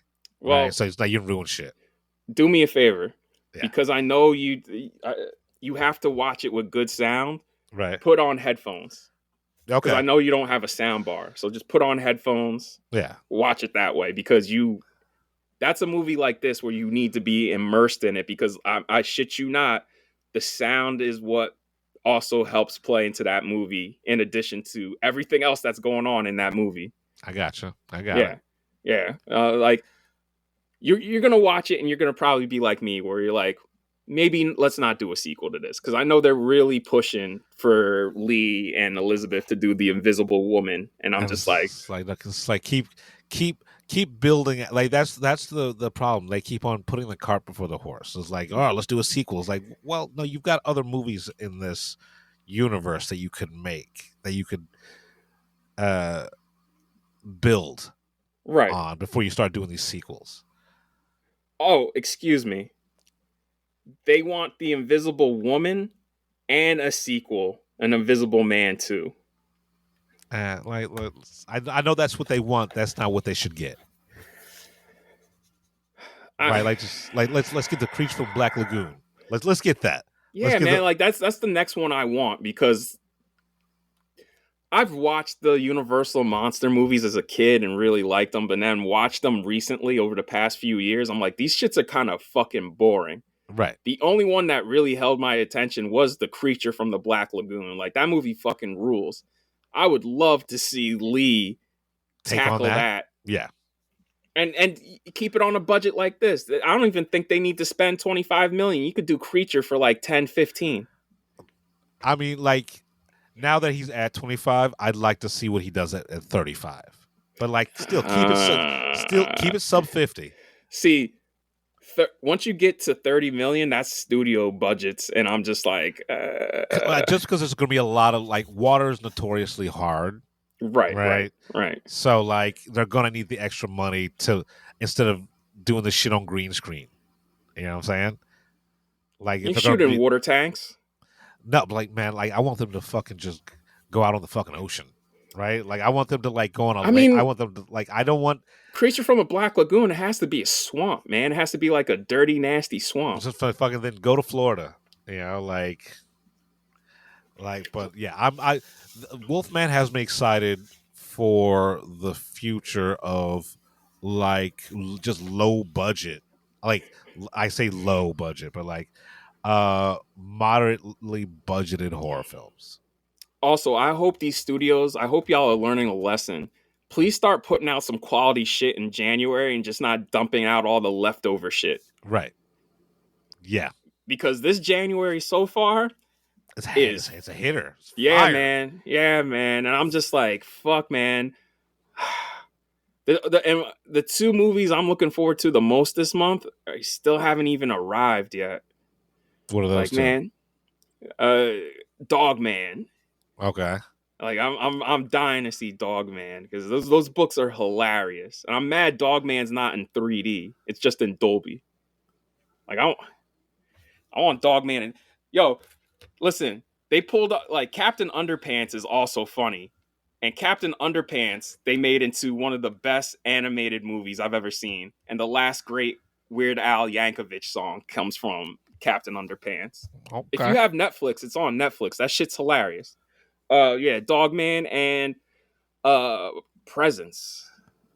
Yeah, I just want to see what Presence is all about. Like, because no one knows anything about this fucking movie. I figured it out because Yeah? I've seen the trailer so much. It's in first person because you're in the point of view of the ghost. Okay. Yeah, let's yeah. Like David, Steven Soderbergh was like, I retire from filmmaking. 2 years later, just kidding. Yeah. And I like Side Effects, but Side Effects was also a weak movie to go out on, so I'm glad he didn't. Which is funny. Anybody else made that would be their best movie. Soderbergh, Right. you're just like, yeah, it's fine. Yeah, it's fine. Right. It's fine. Like, I mean, because he came back with Lucky Logan, right? Lucky Logan was his first one. I think it was either that or Haywire. I just don't like Carla. Yeah. Like, and I now just don't she's like a her. dog shit person anyway. Yeah, like I just She's don't trying like to sue her. Disney for wrongful termination. I was like, well, so it's Disney. They can, like, if you had an accidental fucking nip slip, Disney can fire you. They got a brand. Would also like to say, the governor of Florida tried fighting Disney and lost. So Right, what makes you think? And Right, we all like- knew that nigga was gonna lose that shit. It's like, it's Disney, dog. Like, Those motherfuckers make like $1 billion off that one theme park a year. if Disney World was just to shut down for a day just to fuck with Florida, you know how many millions of dollars Oh, Florida would lose? Yeah. would lose just from that one day? Like, they can't. Yeah, man. They can't Like, fight yo, Disney. listen, and yo, Florida, y'all a bunch of yokels because y'all elected him again after all that dumb shit. And I'm like, all right, Look, all right. ineffectual, right? Like, fucking the mouse always wins. The mouse always wins. Also, as a governor of a whole ass state, don't you got anything better to do than argue with a multimedia company over them doing some fucking progressive shit? Who Yeah. gives a fuck? Also, maybe Florida, you should worry about your test scores. Also or- worry or- about the state. Half the state is underwater because y'all don't believe in climate change, and now like half that state's flooded, Yeah. and prices are rising because all rich people are moving down there because it's warm year round. Right. So like, and gators. yeah, Like, you got a lot of problems, Florida. Meth. yo, Like, some right, dude like- said he lives in Florida and he has to bang on the hood of his car before he starts it every day, just so the alligators can fall out of the engine block. Nope. And I hear that about cats that live around here, that cats will go into the engine block. And Right, when I they're heard my warm. boy was Yeah. like, yeah, I killed a cat. And I was like, why? I was like, that's fucking disgusting. He's like, it was in my engine and I turned it on and I was like, oh, yeah. That happened to me once, like a fucking 30 years ago when I was first driving, right? I was over at my buddy's house. It's cold. The engine was warm, so a whole bunch of kittens climbed up in there. And then when I got in to start it up, got caught in the belt. Like, nope, that's not a good look. It's not a good smell. Nothing about that's good. Yeah.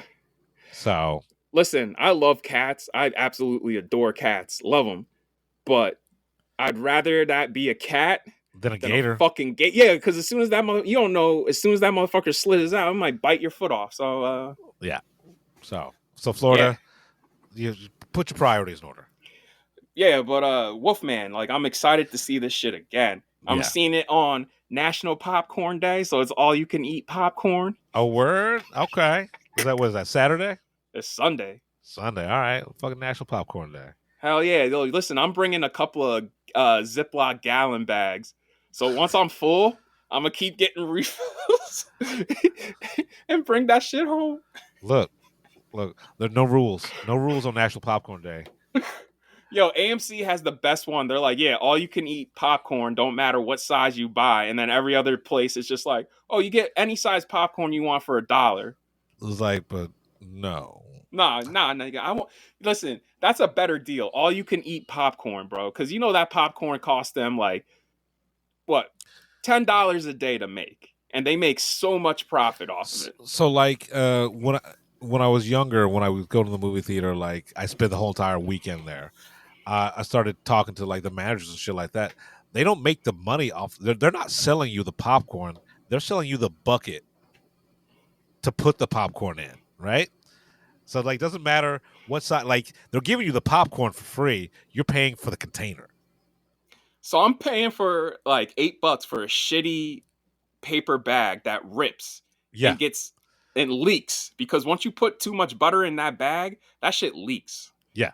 So you're literally not paying for the popcorn. You're paying for the container to carry the popcorn to your seat. AMC, you would think you would build some better bags, number one. And then number two, if you're making that much money off of overpriced concessions, fix your fucking IT infrastructure. Because every time a movie goes on sale, your site and the app crashes. And it takes literally 24 hours for that shit to get fixed. And the fact that like you get no cell service in any of these AMCs. Oh, listen, I'm happy about that.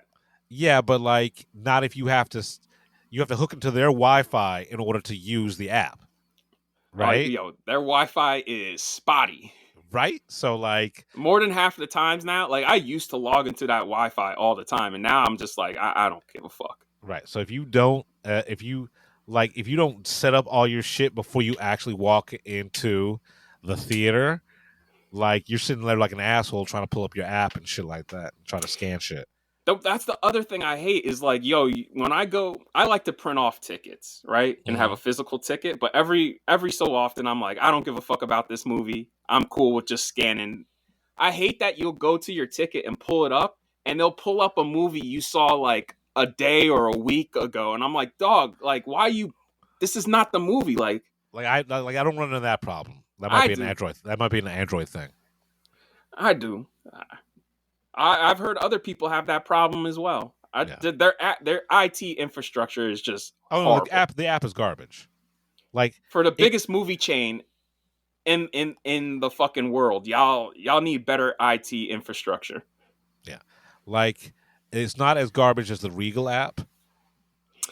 But Regal, I don't have the app. I just use their site, and their site. I'm like, dog, this is horrible. Yeah, like spend the money, instead of fucking instead of R&D on different types of fucking popcorn buckets you can put out there in the world. Why don't you spend some of that money to update your infrastructure?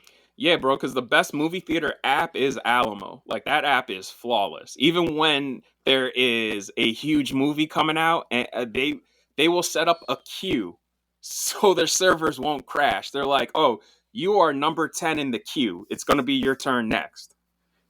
Yeah, but you will get food poisoning. So, yeah, and shitty service. Shitty service, and your order might be wrong. Yeah, on top of it coming out when the movie's over. So it's a trade-off. Yeah. Man, they really nosedived pretty fucking quick.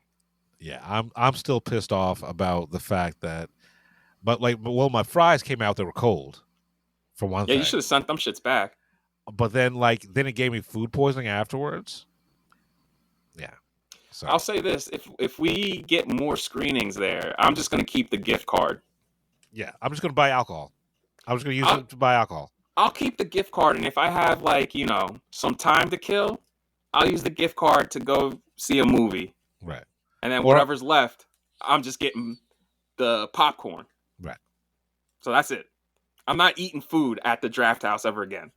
Because not no more. Between you and my brother getting sick, them not making the popcorn right, and then me and my brother just eating 3 bowls of regular ass popcorn. No, we got the truffle palm. Right. Truffle palm popcorn. And it's like $3 a refill. So $6 on top of the original price. I got a milkshake, he got a Sprite, and that shit was over $30. Like, you could suck my dick, bro. It's fucking New York, man. It's New York You, prices. you fucking suck my dick. Like, if we didn't have that gift card, I'd be fucking pissed, to be quite honest with you. Oh yeah, I know now. Whenever we have an Alamo draft or an A24 screening at the draft house, is like, well, I'm not going to spend any money. Oh yeah. Look. And even if we don't get those gift cards, I'm just gonna tell the server, like, yo, just drop off a water, and that's it. Yeah, I'll leave $1 on my way out, because I'm not eating there unless it's I'll start sneaking shit in. I'll just fucking go to Gray's Papaya. Bro, I'm not gonna lie. I've seen people sneak in bacon, egg, and cheeses into the Alamo now. Yeah, because and you can sneak in booze. Fuck it. Fuck it. You gonna search me? Yeah, because it's kick me out. It's like $20 a fucking cocktail there. Yeah, no, it's ridiculously expensive. Yeah, so anyways, you got any more to say about Wolfman? Yeah, no, go see it. It's great. It's like I said, the problems that I have with it are so nitpicky that they're non-issues. So they're non-issues for your enjoyment of the movie. It's great. It's fucking fantastic. Yeah, that's all I got. Like, look, some lessons to be learned here. And over the past few years, all you guys keep complaining about all the money you're losing, and I'm just watching this and watching The Brutalist, and I'm not even like, I don't even love The Brutalist. I hate half of that fucking movie, and even I'm just like, I don't know how you pulled it off for 10 million, but like, let this be a lesson to all you motherfuckers. Stop giving out $200 million movies just willy-nilly. Right. Exactly. And then they come out looking like movies that you see on streaming at 2 a.m. anyway. So, because don't tell me Red One looks like a Tubi original. Stop complaining about, stop spending stupid money and complaining that you're spending stupid money. Stop spending stupid money. Also, I'll leave with this. The Rock is not worth $50 million, bro. Not anymore. Like, if I'm going to pay somebody $50 million, bitch, I better be getting Harrison Ford or somebody who can really, like, $50 million is what you give to, like, Leonardo DiCaprio or Daniel Day-Lewis, because you know you're going to get, like, a fucking performance. But you're going to get a performance, but here's the thing. Like, justifying giving someone, 20, 30, 40, whatever $million is predicated on box office sales, right? So, yes, it's worth it giving someone $50 million when we know we put this movie out there, we're going to be making $500 million, right? It's worth it.